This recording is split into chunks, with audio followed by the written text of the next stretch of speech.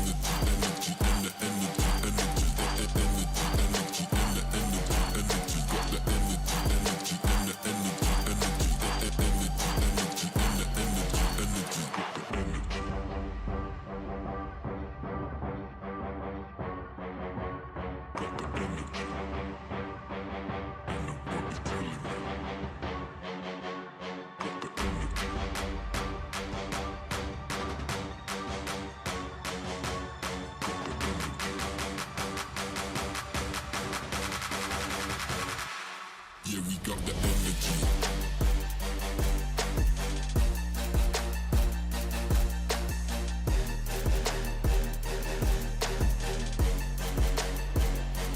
Yeah, we got the energy.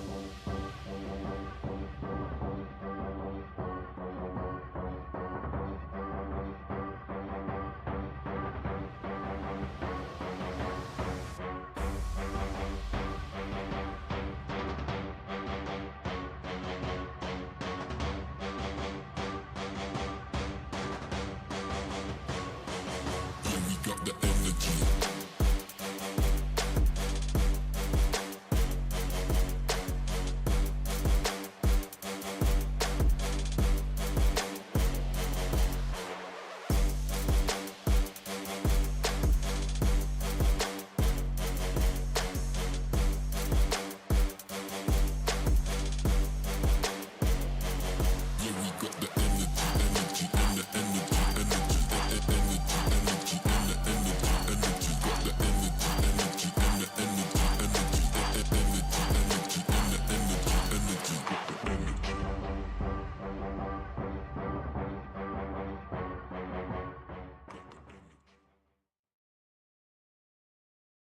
Jay Crawford, Adam the Bull, Garrett Bush, Tyvis Powell, Jason Lloyd. Plus, ba-da-da-da-da, you're loving him, Mikey McNuggets. And so many big names, it would take me hours to say all of their names. The ultimate Cleveland sports show starts now. Booyah!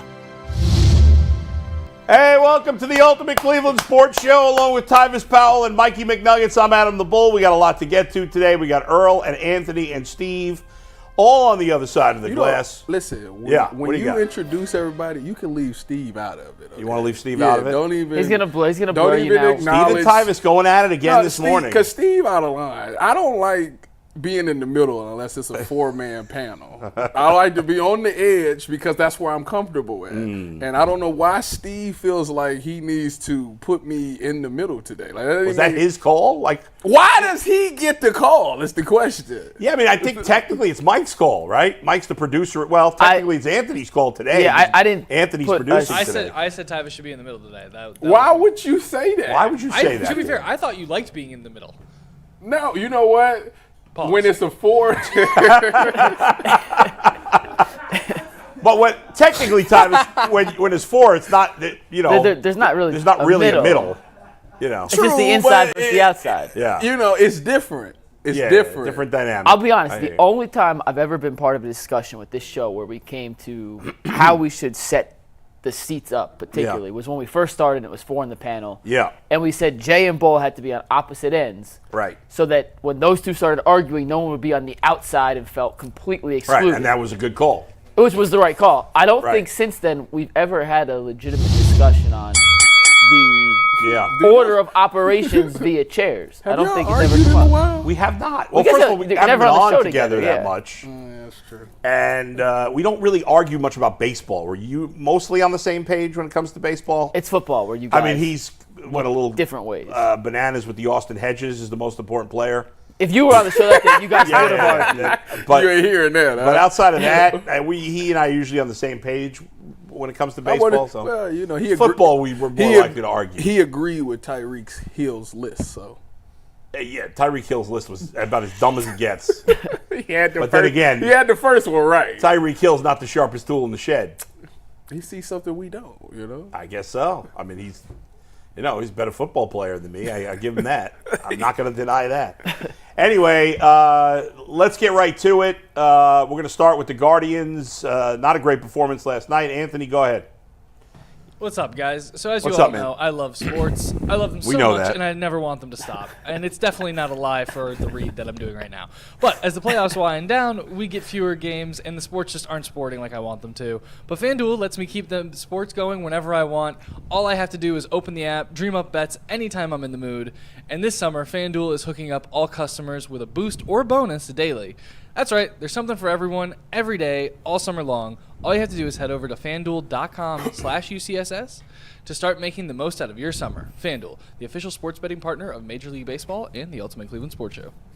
So the Guardians last night, Tanner Bibee getting the start, his second straight rough start. He pitched better at the end, and he ended up with a decent amount of strikeouts. But the Guardians lose the game 5-4. You look at the numbers; they're not terrible. No. 8 base runners in 7 innings is fine. 4 runs, not great. 8 strikeouts is good. But if you watch the game, he just was not in command at all. His ball, he was not throwing it where he wanted to throw it. He was very frustrated on the mound. I know on the broadcast they talked about the fact that maybe he's a little stressed right now. He's putting too much pressure on himself to be the ace. Maybe that's the case. I mean, he's been the ace for a while now, and he was pitching great until these last 2 starts. So I don't know. But if he can't be more reliable than he's been the last 2 starts, it's going to be a major problem because the rest of the rotation's a huge question mark. Well, I mean, I think you hit it right there on the head. I was telling Ant, like the Giants game, I think he made the start in the Giants game. It was the same way. It's something about the first inning where you could tell he's frustrated because he keeps stepping off the mound. He's doing this, trying to lock in, but it's just like, I don't know. It's that first time through the order where guys are really hitting him. Now, the second time around, he started to do a lot better. It's usually the opposite, too. I know. That's what I'm saying. The first, because you haven't seen his stuff. And for some odd reason, I don't know if it's film preparation or whatever it is, guys for the past 2 starts have gotten on top of him early in the game, and he's able to pull it together that second time around. But at that point, the damage kind of was done. I mean, they was hitting a lot of gaps right between the outfielders. Then the home runs started to pile up, and it got bad and kind of early. You thought when Angel Martinez came out and hit the double, the ground rule double, that, okay, things is about to change. Here comes the Guardians. He ties the game up there. Right. And then I think the very next inning, boom, 2-run home run. And it's just like, so it is what it was. It was impressive for Bibee to end up making it through 7 innings, considering how it started. He threw 109 pitches, and if you really want to critique something from last night, I got a couple minor critiques from Stephen Vogt that I want to talk about before we move on to the next topic and stuff. But I'm surprised he let him go in that 7th inning, but we had talked about the game we went to. Jason said it time and time again, like, he's got to get through 7. He's got to get through 7. Yeah, I got no problem with that. And last night, he made it through 7 on 109 pitches, which isn't a crazy workload by any means, but the way it started to the way it finished, I did think he did a pretty good job rebounding to at least give the Guardians a chance. It could have completely unraveled after those first 3 innings with the 2 runs in the first, then giving up the 2-run homer in the third. But after that, he settled down and got outs, even if they were loud outs. Yeah, I mean, he let him go 7. Not all. First of all, 109 pitches is really not that many pitches. I know it's become a lot of pitches this day and age, and guys are used to that, but it's not a lot. Here's the thing, too. Not all, like, pitch count alone doesn't tell the story. It's how stressed you are on those pitches, especially late versus early. So Bibee kind of cruised through the last 4 innings for the most part. And so if he had finished, let's say he'd finished the 6th inning, I don't remember how many pitches he had at the end of the 6th. I want to say around 90. But had he had a bad inning in the 6th where he'd thrown like 30 pitches, he doesn't make you back out. Then you don't bring him out for the 7th. But the 4th, 5th, and 6th were relatively easy. I mean, not easy, but he didn't throw as many pitches those innings, which is why he brought him out for the 7th. He's thinking about the bullpen. He's thinking about how taxed they've been. And if they were down, they weren't going to use their key guys, which they didn't. And they stretched some of the guys in the pen, too, and it ended up costing them a run on the home run to make it 5-3. It's a frustrating game because the Guardians have had some bad series here against bad teams. Let's face it, Minnesota's making a run at them. I mean, even Kansas City's not far back, but Minnesota's played great baseball since late April. And they're now only 5 games back. They split a doubleheader with the White Sox yesterday. The Guardians this afternoon have Spencer Howard pitching, who's a journeyman nothing who they just got. His first start for they got him from San Francisco. Yeah. It's his first start since being acquired by the Guardians. He's never been any good. There's no way. There's no. I was about to say that has to be a typo. Oh man, it's probably 8 walks or whatever. But you could have been pitching in the league. And you got 8 he's bounced around. He's a guy who's consistently being DFA'd, and he's gone from team to team. He's the ultimate journeyman. He might, if he pitches poorly today, he's probably going to be off the team by tomorrow. Yeah. By the way, the Guardians this morning sent Gabriel Arias back to the minors. Call Will Brennan up. Well, they activated him from the injured list. Silly Arias, Willie. A long overdue to get Arias back to the minors. He is not performing. He has not performed for 2 years. I'm not saying his career's not over. He's going to get another opportunity, whether it's here or somewhere else. But it was time to take him off the roster. He was bringing nothing to the table. Getting caught in the rundown in the ninth last night. Now, that wasn't his fault. You can't be that far off the base there. No. You can't be that far off the base. Yeah, no, you're wrong. You're wrong. There's no.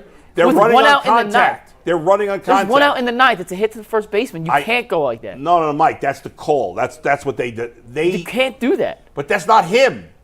You can blame Stephen Vogt if you want on that. Well, that's another thing for Stephen Vogt. You can't blame Arias. So what the Guardians did, I mean, I don't know this with 100% certainty, but it's probably the case that before you explain it, whoever's fault it is to say you go on contact then, that you cannot get caught in a rundown with one out in the ninth and a runner on third base. You can't. Well, no. So you can't. There's no excuse for that. No. Well, with one out in the ninth, the decision was made to run on contact.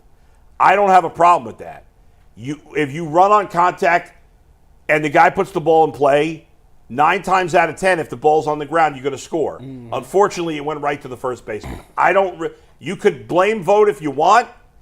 Now, Arias, my bigger problem on that play is that I don't know what the hell Tyler Freeman was doing running past first base. He's got to get to third on that play, and then it doesn't matter. But ultimately, it didn't matter. It was going to be 2 outs anyway, so what's the difference? It was a non-factor in the game. They just had Freeman at second instead of third. In fact, you still have him at third. Wait a second. You just can't get caught in a rundown there is my point. If you send him, then go. Well, no. You're wrong on this, Mike. No, you cannot. With one out in the ninth and a runner on third, you can't get caught in a rundown. What do you want him to do? They're running on contact. Once he's running on contact and he sees he has no chance to score, then that's what you're supposed to do is get in a rundown. Then you should never have put him in a situation to be running on contact. So I guess it's not Arias' fault. It's the manager's fault or the third base coach's fault. If you want to blame the manager, I think you're out to lunch on this one. You can't get caught in a rundown with a runner on third base and a slow hit roller to first. It wasn't. He knew he wasn't going to be able to score. Then truck the catcher. Do something.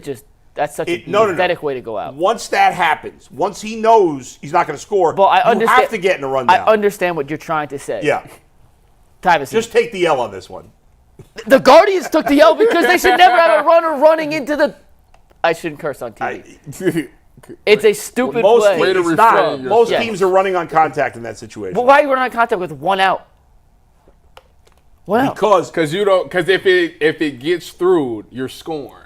You're scoring if it gets through. If you're not running on contact. If that rolls into the right field, you're scoring no matter what. You're not running. If it gets through, you're scoring even. Yeah.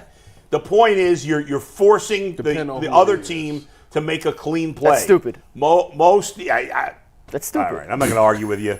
That's what you do in Little League, Bull. That's what you do in Little League, not Major League Baseball. It happens all the time. Most teams do that. The Kim Crane first baseman may not be able to throw at a guy in a crunch situation. It's going to be 2 outs either way. And then you get the run. You try to force the action. You hope the first baseman doesn't field it cleanly, or he makes a bad decision and not throw home, or he throws the ball wild, and then you're going to score. Once those things don't happen, you get in a rundown. I'm fine with that. So the other base runner to get to third. Freeman should have gotten to third on the play, and then it wouldn't have mattered. The only reason, and he ended up getting the third on a wild pitch, which if he had been in third already, they would have scored. And guess what? If Arias didn't go on contact, they just take the out on first, and then the wild pitch happens like it did anyway. Arias scores from third, tie game. That is true. But I'll take the dub. Thank you, Bull. Thank you. You're out of your mind. Incredible. You got to run on contact in that situation. That's why Kim Crane's out of the playoffs. Dang. Well, that's a fair criticism. I love you, Bull. Dang, I you did gonna make go a. there? It was listen, like God. I'm just telling you, you're wrong. I understand the premise of what you're saying. I just think 99 out of 100 times that's a silly decision. No, 99 out of 100. 90 times out of 100, you're going to score on that play. The one time you don't do it, or the one time you do it potentially, is if Austin Hedges is up next, which... Well, and then once Austin Hedges was up next, so maybe that how bad... This tells you how bad Austin Hedges is. Why you be doing This is how bad Austin Hedges is. Anthony's They tweeting. intentionally walked Brian Rocchio, who can't hit. He Right, might can't hit. He might. Well, he might at some point in his career. Right now, he can't hit. No, I'm saying he's had moments this season where he's But I'm hit. saying he's a lower tier hitter in Major League Baseball I right agree. now. Yes. Yes. And guys like that don't get walked intentionally. That's how bad Austin Hedges is. Is that his first career intentional walk? Can you look that up? Who, Rocchio? Yeah. Oh, probably. I mean, I can't imagine it. Unless there was another situation where Austin Hedges was coming up with 2 outs. Hedges would have sent it over the fence. The only time guys like that would only get walked when pitchers used to hit. Yeah. Because the pitchers, Austin Hedges is basically like a National League pitcher. That's what he is. I mean, that's what he is. I have no argument. He cannot hit. I know the Guardians at this point, and I know Austin Hedges. I know everybody loves him. He's a great guy. Most important player on the team. He's by far not the most important player on the team. They should just make him the team mascot and let him stick around and replace him on the roster with a player who can actually hit. Could they promote him to a coaching position Why not? mid-season? Do it. I'm being dead serious. Yes, they could. They're right. There's I mean, if he no were rule willing. that says you can't. Who? No, they'd have to pay him his salary. Let for me the rest ask of you the year. this: Who was His absurd $4 million who's worse, salary. him or Myles Straw from last year? Hedges is actually, I mean, they're probably the two worst hitters in baseball. But if I had to say, I'd probably say Hedges is worse because at least Straw can run. Well, Hedges has a little power. No, Comparatively speaking to Straw. but at least Straw can run. That could help you a little Fair. more. But they're both hideous. Later bunt. I mean, like I said, Straw hasn't got called up the whole year, and he's on the 40-man roster. I think he's still on the 40-man roster. No, he's not, because he's not on the 40-man roster anymore. Oh yeah. By the way, Yeah. you wasn't here Tuesday, but Jason, if you're watching this, Angel Martinez, that's 2 days in a row he's done something great. 2 days in a row, he's done something great every game so far, pretty much. Well, see, the problem is on Tuesday we Yeah. were talking about who are. He talked about this yesterday. We asked him yesterday. Oh, yeah, who there's did no you? untouchables. Who did you say? Who did I? Oh, Like, I out of agree the- with Jason. Jason was right on Hunter Gaddis.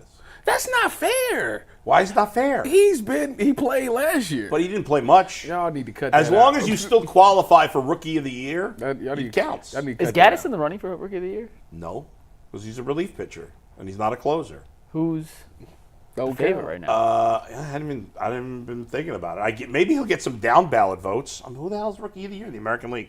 There's probably somebody I'm forgetting. I don't know. I'm not thinking about other teams right now. It was a frustrating loss. I don't love the Guardians' chances of winning today. You never know. But they got a good pitcher going. Pitcher. I had a question for you real quick. Yeah. So we know how it ended with Arias. I don't want to bring that back up, but Yeah. they pinch ran Arias for Fry. Right. And when they That was a did good that, call. they had no other catcher, so Hedges had to hit. Right. Obviously, hindsight, we know how it ended Yeah. up. But did you agree with the move in the moment to pinch I run for did. Fry, knowing that it might make Hedges have to hit in the bottom of the ninth there, or the top of the ninth? Yeah, I mean, they could have hit Arias. Who else did they have on the bench? Was Arias the only one on the bench?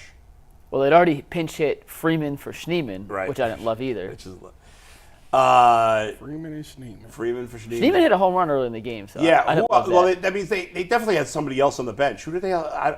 They hit Noel for Naylor, so that was out of the question. Wait, they hit Noel for Naylor, for Bo Naylor. Yes. Yeah, I don't remember. They could have pinch hit Arias for Arias for Hedges had they not used him to run. That's a fair second guess. Vote maybe should have thought about that, but I didn't have a problem with it at the time, so I'm not going to complain about it now. But it's a fair second guess. But Arias is the tying run, and he's a much better base runner than Fry. Yeah. Just what I wanted to ask about. I just wasn't sure how yeah. you felt about it in the moment. I think right now, listen, the offense has been up and down lately, but the biggest concern right now is the starting pitching because, and Bibee will be fine, and he looked, he was fine those last few innings. Gavin looked good the last. Gavin Williams pitched well, but Lively's been good. His last start wasn't great, though. But there's major concern because you have a couple of spots, and if Spencer Howard pitches 4 innings today, I'll be surprised. That would be one-time through the lineup. Is he literally a one-time through guy? I think they're Assuming going to he get hope he can crushed. pitch longer, but maybe that's why they. it wouldn't surprise me. And remember, like you're facing the Tigers. The Tigers aren't a very good offense. So that was exactly why they let Bibee do 7 innings. Right, because well, they that's part knew- of it, yeah. They knew Howard was pitching today, and it's probably That's a gonna be big part of bullpen. it, and he's he could easily get knocked out in the first inning. I mean, it could be that. You think ugly. so? I mean, it could. Maybe he pitched a 1, 2, 3 inning. You never know. It's baseball, but like He gonna come this out there guy's and be terrible. He gonna be lights out, boy. How close is Oh. Matthew Boyd to being ready? Not that close. Probably a couple of weeks. He's not very good either. So, the starting rotation is a problem. They need to make a trade, and I wonder if they're nervous about Lively after the last start, which maybe is unfair because he's pitched so well, and he'll probably be fine. Over under Howard 2.5 strikeouts today. God, He has 21 and 20 innings this year. So. yeah, which is good. 2.5. Correct good. stat, he has 11 walks, by the way. Not 11. 83. In how many innings? 20 innings. I got 20. 11 walks in 20 innings. That's pretty hideous. You don't think 21 he could get- strikeouts. You don't think he get 3 strikeouts? 3 strikeouts. I mean, the Tigers are. I'll give him 3. Okay. The Tigers do strike out a lot. Yeah. They're a pretty high strikeout rate team. I'll give him 3 Ks. I'll give him 4 innings, 3 Ks. That's what I'll give him. That if he goes 4 innings, 3 Ks, and can give up less than 4 runs, I That's a win. would take it. I was talking to Yeah. Earl before we came down here, Yeah. just on how good Bibee's been in the big picture of this season. I know Yeah. it started a little rough, but it's been really good. And how your expectations for certain pitchers completely depend on what the result is and how you look at it. And you see that stat line from Bibee last night. And we all say, not his best stuff. He needs to be better if he's going to be their ace. If you got that from Cookie Carrasco, you're doing backflips. If you got that from Spencer Howard tonight, you're doing backflips. If Ben Lively does that, Yeah. not his best, but you know what? We'll take that from Ben Lively time in and time out. that's But right. that's how good Bibee's been, is where a average start, which it doesn't technically qualify as a quality start on ESPN because it's more than 3 runs, but it's not the end of the world. It wasn't a catastrophe by any means, but I mean, overall for the depending season, on who you're looking at, that's it's either a different. great thing or a bad thing. Yeah, but his ERA is now 3.77 on the year. That's not good enough. I mean, that's middle of the pack. that's nowhere close to getting Cy Young votes. That Jason. Jason's Jason, that was his prediction? is his bold prediction. Yes, And yours was Rokio. mine was. But your guy just got an intentional walk. That OPS is going up. It's going way up for that intentional walk. I haven't even checked to see the home run, so I don't know where the Guardians even is. They're still top half. Yeah, they're Still top definitely half. still top half. They've probably I don't know that they've dropped off much. I think the last time I Recently. checked, they were 12th. Yeah, Right in that. But they're like 2 off from 10. It's right in that range of right. where you want to be, Tyvus. You're still bold prediction-wise sitting There pretty. you go. So They're the currently sitting at 9th, tied with the Red Sox. Woo! is that in total home runs or home runs per game? The baseball That's total home runs. expert. Look at home runs per game. They might even be higher because they've played, I think, less games than a number of teams. Although maybe they've caught up lately. They haven't had a day off in a while. I think they've caught up because I think every team is supposed to be right around the same number for All-Star once you hit the All-Star No, break. but it's not. Well, within like a game or 2. So Right. Can you find it? Tyvus, Home the runs per baseball game? expert. All right. Real quick, Brennan Yeah. back up Yeah. off the injury stint. How does Vogt handle the right field platoon now? Is it going to be a dependent on pitcher lefty-righty split? Is it a Brennan's job until No. he loses it? Is it No, Noel's he's job? not playing every day. So how do you think Vogt handles the right field platoon? This, Silly Willie. David, Noel, Brennan. yeah, all I there. mean, I still think Schneeman's going to play a lot. I think Brennan's going to be a bench player with occasional starts against righties. I will be curious to see what he does. Because Brennan was playing decently before he got hurt, but Schneeman's played so well. He has. This was a homer last night. Obviously, you're not taking Angel Martinez out of the lineup, and he's been in the outfield mix too. How do you think he looks in center field, by the way? I think he looks I haven't pretty. seen enough. It's a very small Yeah. sample size. He looks pretty natural out there to me. It's so weird how they've moved so many Isn't he a infielders. second baseman by trade? Shortstop. Shortstop by trade. Shortstop, yeah. I And mean, he played that's what second and third. They've taken all this glut of middle infielders, and they're trying them all in the outfield because they don't have any legitimate outfielders besides Quan.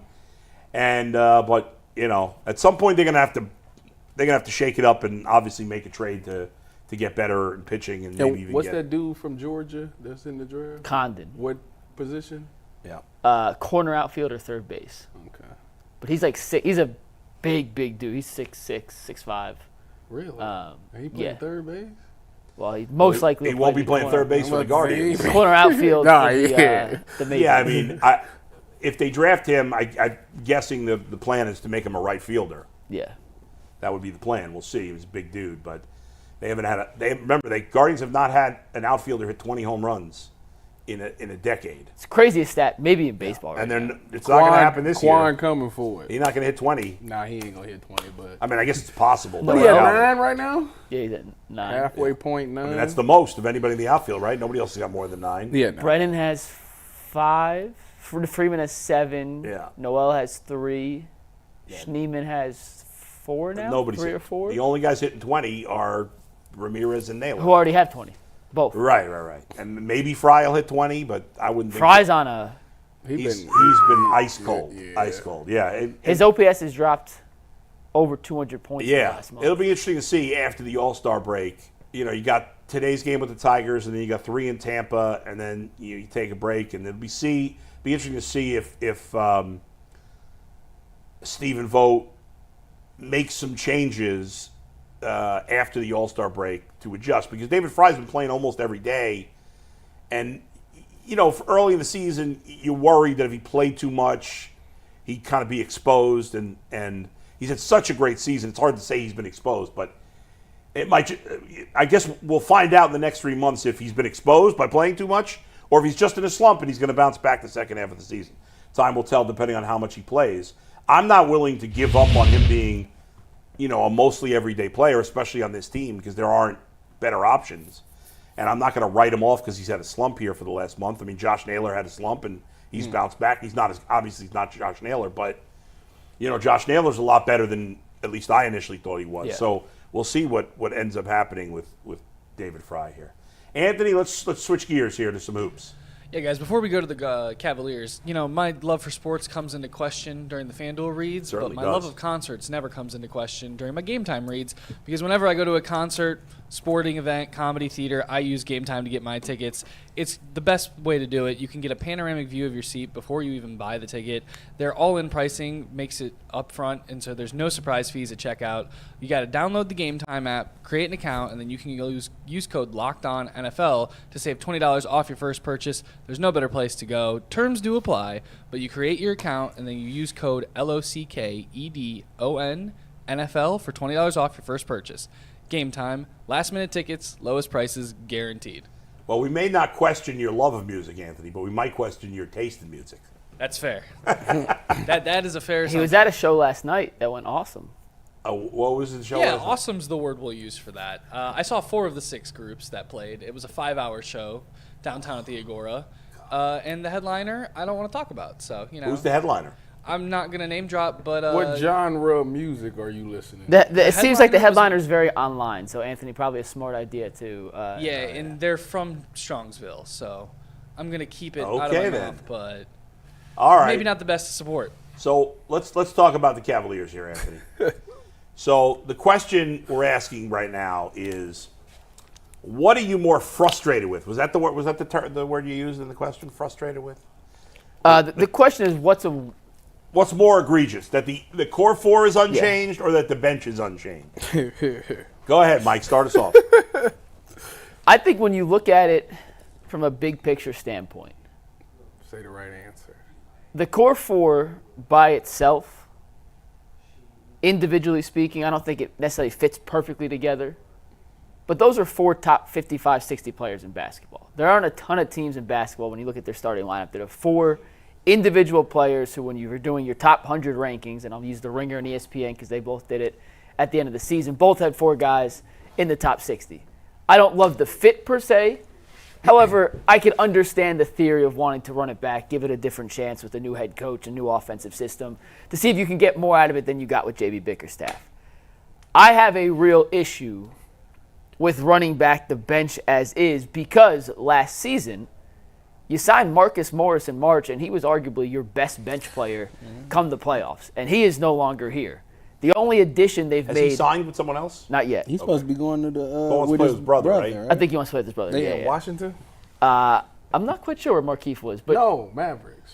Mavericks. Yes, he was with the Mavericks. The idea of running the bench back as is does frustrate me for a couple of reasons. A, for the better or worse part of it, the Cavs have some talented players on their bench, but they are the most volatile roller coaster group you could possibly find. We'll run through it real quick. Ready? Karis LeVert can score you 50 or could dribble the ball off his foot 4 times in a row and cost you 4 possessions. Dean Wade, when he's healthy, solid player. When's he healthy? Not a lot. Nope. Sam Merrill, if he's making threes, valuable. If he ain't making threes, what's he bringing you? George Niang could score 33 points against Milwaukee, or he could be, and I mean this respectfully, the single worst player to step on a court in the postseason this year. Isaac Okoro. You meant that respectfully, huh? I like George, really good dude, but Gotta keep just it call a real. spade a Ask him spade. for an Keep it real. interview this year. I have a great George Yang story I'll tell you guys at the end of this. But Isaac Okoro, we know what his defense is. Offensively, there's just no consistency. Craig Porter Jr. might be the most consistent asset they have coming off the bench, and he was an undrafted rookie with a streaky jump shot. We don't know what you're going to get from Amani Bates. You don't know what you're going to get from Jalen Tyson, who's a mid-first round pick. If you're thinking that a 20th overall pick can come in and solidify your bench, it's possible, but I certainly wouldn't bet the house on it. So you have 7, 8 guys who I just don't think you can trust on a night-in, night-out basis. So to run that unit back as is, which was already a bottom half of the league bench last year. You didn't mention Strus, did you? He's a starter. He's a starter. But you said besides the core 4. I was going starting lineup versus bench. Okay, all right. Throw him in there too? And Strus isn't the most, he's not the pinnacle of consistency. But I was looking at just the real bench. For them to run back that same unit without any improvements and just hope that Kenny Atkinson can get these guys to all of a sudden become more consistent when each one of those guys I just listed, their entire careers, one knock of others is consistency, I think it's asinine. And I think it's kind of a crazy idea that all of a sudden a group of 7, 8 guys who has never really been consistent in their careers is all of a sudden going to be, that's fixed. The starting lineup, I'll live with because the talent, the inconsistency coming off the bench, I think that's a crazy idea to run that back. Tyvis? Well, when I look at it, I agree with your whole argument. When I look at it, Thank you. I'm thinking about the Celtics. Who is the Celtics guy off the bench? Well, heck, in the playoffs when Kristaps wasn't healthy, it was Kristaps coming off the bench. Well, Al Horford is in that category. Technically, it's Al Horford, Peyton Pritchard, Sam Hauser. Like, these guys aren't household names. Are they consistent, those guys? I think Al Horford's like the pinnacle of consistency. Yeah, Al At this Horford. point in his career? More than anything else, I think he's just, He's gonna hit. you He's know, gonna stand in that corner, and if you leave him, he gonna hit 2 of them. real quick, and then please jump. At least with Horford, you know what you're getting. He may not shoot 4 of 8 from 3 every game, but you know exactly what you're getting from him. A guy like LeVert, He might give you 50, and he might give you negative 12. He might not give you anything. I think that when you say the consistency is the problem, I agree with that. I think that is the biggest issue, and the fact that there's still free agents out there, and you see guys starting to get signed for little minimum money that you know that they can at least be an upgrade of what you have. I think the problem is the Cavs believe a little bit too much into guys that they brought up. Maybe because you gave Sam Merrill this opportunity and he shined. Okay, that's fine. It's nice to have a guy on your bench that can come in every now and again and hit threes. It's nice to have Dean Wade to come in and give you some size off the bench. But at the end of the day, we still are missing that 6th man that's going to come in there that at worst, he going to get you at least 15, 16 points. I don't know a guy that I know, if I can bet the house on, he's going to come in the game, he's going to be some type of key contributor to the game. And when you think about everybody that you just named on the bench, you literally said one night they can give you this, next night they won't give you anything. I think we need a consistent guy that we can count on, because the core 4 is fine. I think you're right. Yeah, we have our problems with 2 small guards or 2 non-shooting bigs, But these guys, at the end of the day, Jared Allen's going to get you a double-double. Evan Mobley's going to play great defense. Donovan's going to hit Trey, and when you locked in, Darius can give you some threes and give you some assists. With everybody else, you can't say that. These other teams, the Knicks and Milwaukee and Philly, they got Dante DiVincenzo. Do they all have a sixth man like Josh Hart? Karis LeVert scored 14 a game this year, even with his inconsistency. Yeah, coming off the bench.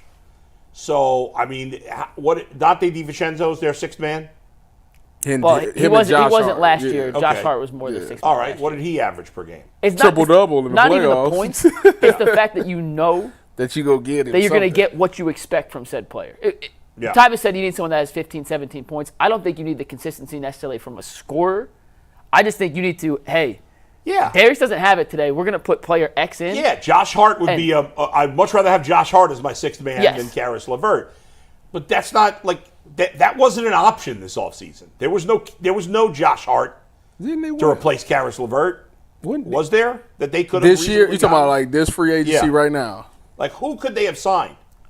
If there wasn't necessarily that sixth man that you're bringing in, I think you could have improved your 7th, 8th, and 9th to be more consistent. So if Karis is having one of his up and down nights, okay, well the rest of our bench, that's more consistent. And I think if you're looking more at what was realistic for the Cavs, maybe upgrading from Karis in a 6-man role wasn't on the table. Right. But giving you something more consistent than a Sam Merrill was on the table. So like Buddy Hield, Malik Beasley, those guys, yes. Sadiq Bey, who just signed again. Are those guys? How much of an upgrade are they of the Cavs' 7th and 8th players? A guy like Malik Beasley, for example, who signed a 1-year, $6 million deal with Detroit, may not be as pure of a shooter as Sam Merrill, but is a better defender, has played in a lot more big games on big stages with good teams, and is a guy I at least trust. From me personally, you may disagree, Tyvus, you may disagree. I would trust more if I had to put him in a playoff game and say, hey, Malik, Darius doesn't have it today, or Karis doesn't have it. We need you to step up. He's more capable of filling that role than I would feel with Sam Merrill. From an offensive standpoint? With Sam Merrill? I'm just saying, if you're going to improve the 7th, 8th, and 9th spots on the bench. I wouldn't say Sam Merrill. I would say more Isaac Okoro would be that spot. Yeah, I think he's improving over Okoro. Yeah. I just think I feel like he didn't do a lot with the Bucks. In the end, I'm going to go back to what I said when we were arguing about this, I think Monday or last week. That the offseason's not over. I get it that you look at some of these guys like Beasley, you mentioned, only signed for $4 million, and you're thinking like $6 million. Well, why didn't the Cavs sign a guy for $6 million? I don't know. And maybe it is too late. I don't know. I think also, in terms of, I think most of us realized that in reality, it's probably impossible to improve the Big Four. Yeah. You know what I mean? Core four, respect them. Core four. Now, I know how much you hate saying that. If you still at this point could turn something into Jimmy Butler, okay. That's not too late because he's still available. But the trades that we had been talking about for months involving the Cavaliers, and we got another one we're going to bring up in a second. But the trades that Mike, you did a great job over the last couple of months coming up with all these potential trades that made sense. They were reasonable. I don't know if they made sense, but they were reasonable. Yeah. They weren't one-sided. You probably in the last couple of months gave us 20 trades, maybe more. I don't know. In most of those trades, the Cavs were giving up the best player in most of them. The only trades in all that mishmash when the Cavs got the better player probably was a Brandon Ingram situation, which is still possible. But we know the baggage with him. You got to pay him a ton of money, and he's injury prone. What was your Karl Anthony Towns trade? Do you remember off the top of your head? DG and Wade, or DG and DG and Wade. I still take that trade. Well, that's off the table. Well, that was another one where maybe the Cavs get. But most of the trades, it was like turning Darius into 2-3 pieces, turning Allen into. And I don't know, it changes it up, and we all get excited about the unknown. But in the end, is that going to make the Cavs better? I don't know. I don't think so. Well, we're talking about the trade in 1 sec. Yeah. So I don't want to get too far. But I'm curious from your opinion, Bull, because I told you mine, Tyvus told us his. Yeah. Knowing the guys the Cavs currently have on their bench, I'll run through them again real quick. LeVert, Wade, they're big man depth, Yeah, by I the don't way. like them. I The don't only like their big bench. guys they have on the bench right now are on their roster. Niang. Allen, Mobley, Wade, and Niang. Those are their 4 bigs for next season. Yeah, Wade is the only How guy on would their you- bench that I like, and that's when he plays. Yeah. But he's been pretty useless because he's never So healthy. I feel like the Cavs are keeping that cap space they have. They have about $16 million to work with. Yeah. And that's before Okoro signs his qualifying offer for any sort of sign and trade. So Right. it's really like $4.5, $5 million if they don't want to go into the first apron of the luxury tax, which they will, I would assume at some point, because I have to imagine Kobe has some sort of Okoro or Levert sign and trade facility in the works. Have we heard any movement on Okoro? Somebody said. Bobby Marks said on ESPN last week, and I'm going to quote him here, well, there's some, you know what, I can't actually say it because I can't give anything away. So that makes, and Bobby Marks is pretty well. They used to be the Nets GM, Cam right? Johnson. Tied. They're not getting Cam Johnson. He's Yeah, but So- if they turn Okoro into a player we like more, and then at that point they sign somebody else, I don't know who it is, or maybe it's another trade. Dorian whatever it is. Finney-Smith is the most likely, in my opinion, if they're going to turn Okoro into Yeah. something. He's the guy that from a financial and a reasonable asset for asset swap, Yeah. he's the guy that makes the most And sense. is he better than Malik Beasley or Buddy Hield or just as good as those guys? As good, but what he does offer that those two don't, he's a 3-4, not a 2-3. And Yeah, the which is Cavs what they have need a more. plethora, and I mean a plethora, of guys who play Right. the 2-3 position. They have almost nobody who can play the 3-4. So would at least, even if you switch, let's just say it's Okoro for Right. DFS, however you want to make the matching salaries work, that opens up more room for Tyson, who they just drafted, Yeah. for Strus to be more of a natural 2 instead of a 3. Merrill plays that same position. Levert's the 2-3. And then Yeah. Finney-Smith's your 3-4 guy who can float as a small ball 4 if you want to go with one big, or he could be a big 3 if you're playing them together. So that from like a roster flexibility standpoint, even Yeah. if he's not a massive upgrade himself over Okoro, just gives you a lot more options to do with If your- they your got lineups. Dorian Finney-Smith, do you think they would maybe start him and have Strus coming off the bench? Start him at I would 3, certainly consider it, yeah. and then have Strus as the first guard off the bench. I would consider it. You know, Depends on matchups. Like if they need more defensive, he's a yeah. better Or defender. you can get really out there and have Jared Allen come off the bench. That's not going to happen. But you're right. I mean, it could, but Yeah. it's not going to happen yet. right. Him Or and Atkinson are like even this. Darius Garland coming off the bench. But That's not going to happen Once either. again, But what you could do is start Dorian Finney-Smith, and then as soon as either Garland or Mitchell come out, you bring Strus in, yeah. and then he gets a good run because you give each of them a rest for 4 and minutes. Strus is more involved in the offense that way because one of the ball Right. handlers that need the ball in his hands isn't on the court to kind of take those shots. I mean, away. So- in theory, you could play Donovan and Darius the first 8 minutes of the game, and then Darius comes out, and for the final, say 4 minutes, just for round numbers, the final 4 minutes of the first quarter, and then Donovan sits the first 4 minutes of the second quarter, and those 8 minutes you play Strus. that's pretty standard how they do it. And then right the now, last by the 8 way. minutes of the first half, Strus is out again. And, depending on the matchups, maybe Strus is playing at the end of the game instead of whoever. I don't know. It depends who you're playing. But That's pretty standard. They right, kind but of do that. But that it would makes kind sense. of be a good fit for the Cavs. I think that would make some sense. I mean, Dorian Finney-Smith makes sense. He's not great by any means. Like, he's not, oh, my God, you got Dorian Finney-Smith. Like, let's No, throw a parade. But he's a solid player. he's a solid guy, 3-and-D guy. At this and, point, we just want something. yeah. And we'll move to the trade in 1 sec. Last thing on the bench. Cavs bench wasn't good last year.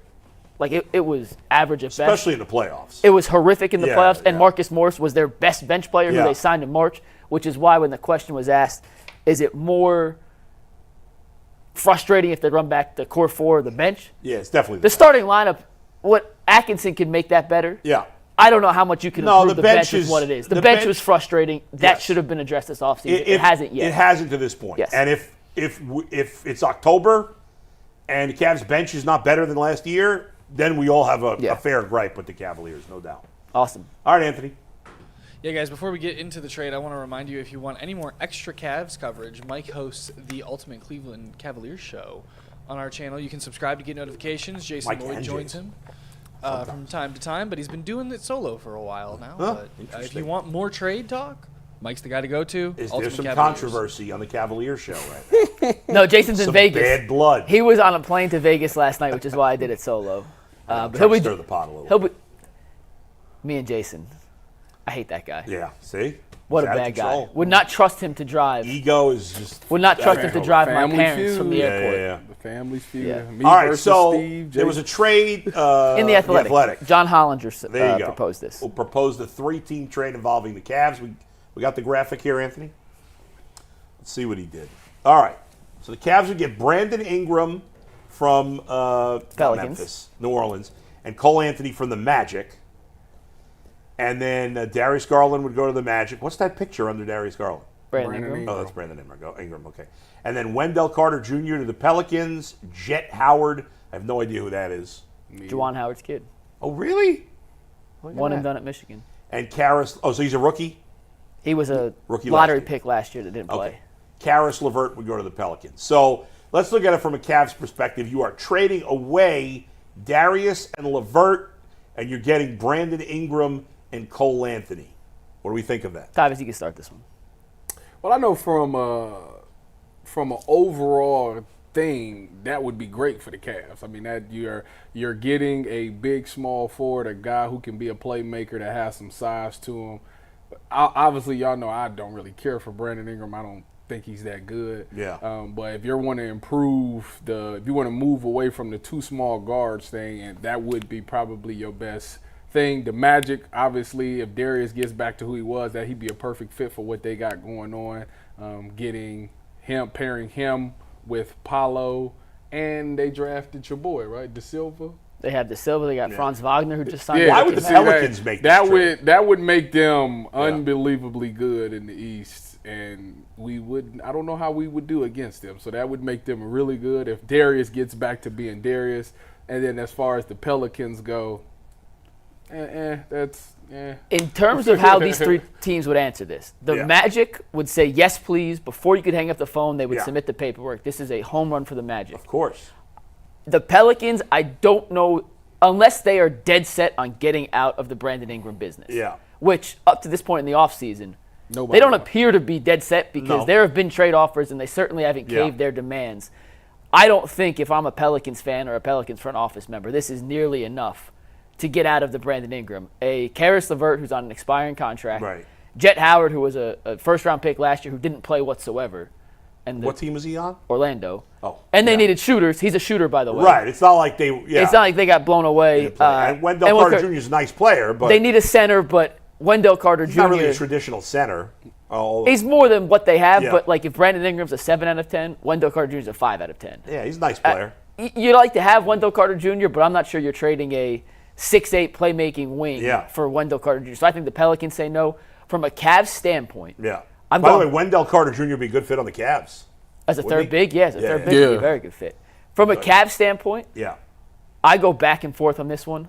My gut says initially I'm not making that deal because I think the spacing with the two bigs plus Ingram, that's a clunky fit. I've told you what I think about Ingram. I don't Yeah. love him as a player. I would be scared as hell to give him the $200 million telling you. max that he's looking for that New Orleans telling you. clearly isn't willing to commit to.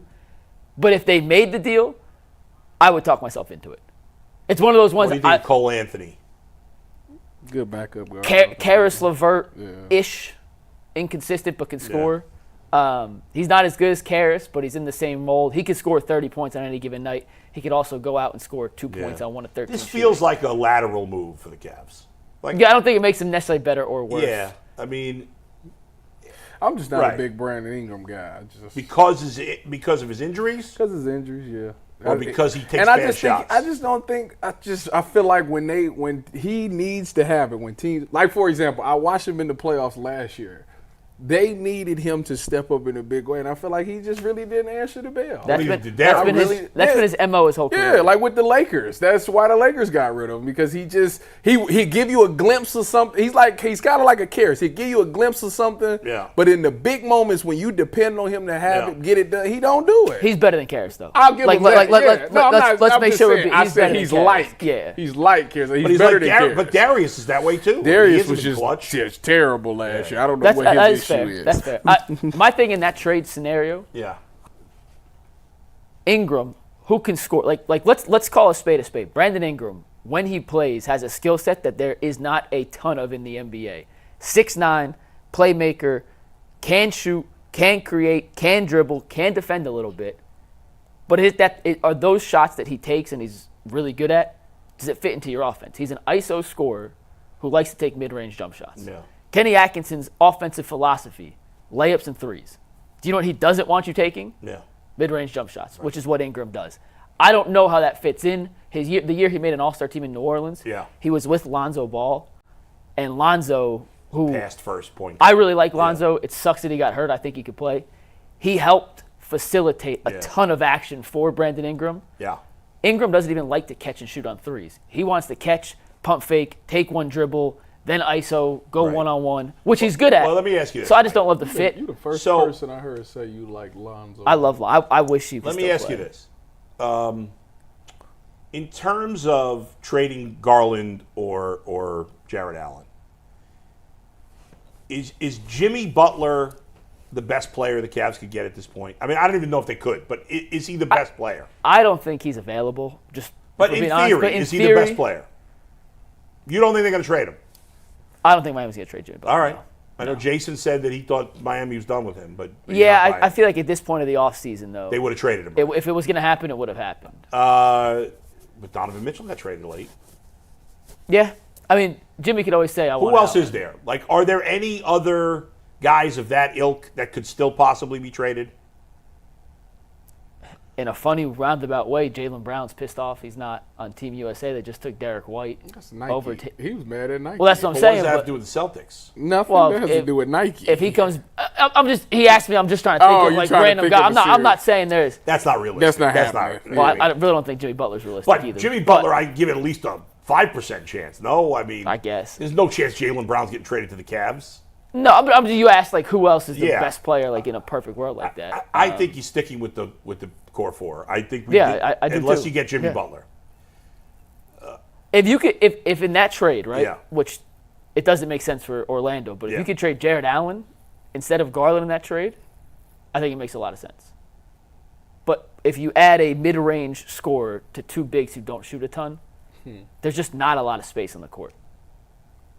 The Magic. You see what I'm saying? The Magic could take that deal today. Magic would do that in a heartbeat. If they could turn Wendell Carter Jr., Cole Anthony, and Jet Howard into Darius Garland, they would take that deal. They'd run to the bank. They would throw the biggest yacht party you've ever seen in Orlando. And say they robbed the Wiggins committed grand larceny, and they don't even know it.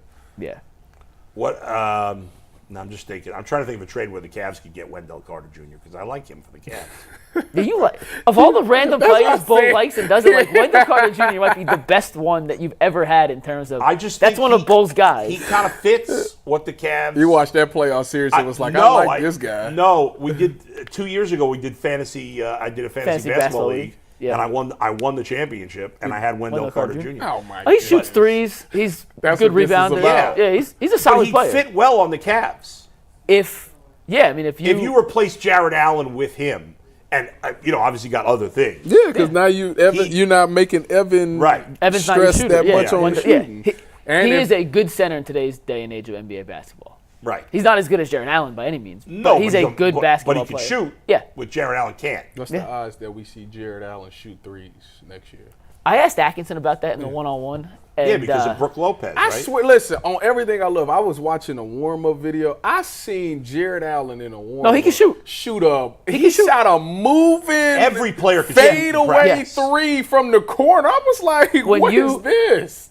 Dwight Howard. There's a video of Dwight Howard on the internet. I don't know if we can find it, and don't even try looking for it. But he made 60 out of 100 threes just shooting around in the corner. Every player in the NBA and he is can shoot not threes. allowed to shoot three. If you're in the NBA and you're just shooting around, you're a minimum of 50% three-point Let me tell you something. I don't know if I've told this story before.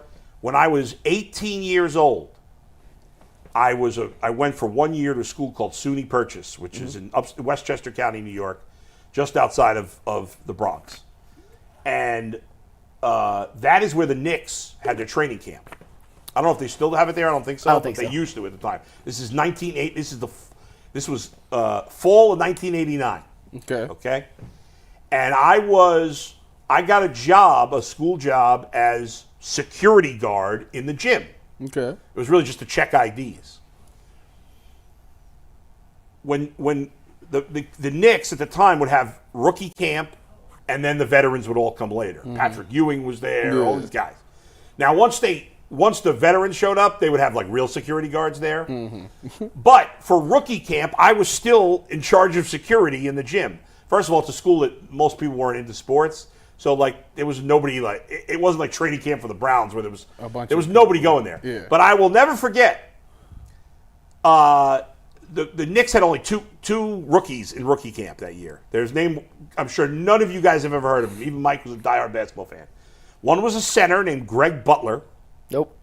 The other was a power forward named Brian Quinnett. I've heard the name. I don't know how you've heard that name. He only played like 4 or 5 years in the NBA. I used to have basketball cards as a kid, and I think it Okay. was in one of my dad's collections. I was Yeah. like, who's this guy? My dad goes, it doesn't matter. Greg Butler actually, I think, played longer than Brian. He was a backup. I only knew because I had the card. He was an old school backup center for a number of years, bounced around the league. These guys were, back end of the roster players. And in rookie camp, they would hit every three they took. I mean, they probably didn't hit everyone. No, And it's and incredible. plus, this was in '89 when big Yeah. guys didn't shoot at all. Yeah. Like, there were no big guys shooting threes in 1989. And is that video going to work? It's playing, but it's Yeah. got black bars on the side. For Just some reason. just play it real quick. Okay. We'll This take is it. Go ahead. this is Mitchell Robinson, the Knicks center, Yeah. messing around at a random pickup run. Yeah. He is not allowed to touch the ball outside the paint on the Yeah. Knicks roster. Yeah, but look at him. I mean, That's how freaky good these guys are. yeah, like I'm telling you, Hey! Brian Quinnett and Greg Butler were stiffs. I actually, believe it or not, I don't know how I haven't told this story before. I briefly played a 2-on-2 game with them. how'd it go? It was me. I'm about to say that's what I want to know. You can't just say I want to It know. was already. me and Greg Butler against Brian Quinnett and like one of the, like, he was like a trainer or I don't know what the hell he was. He was a slappy like me. He wasn't, Now, I was in decent shape for an average 18-year-old, but basically they were playing one-on-one against each other and they would occasionally pass us the ball. It was just fun. And I just kept passing Greg Butler the ball, whatever. We played for a few minutes. It was fun.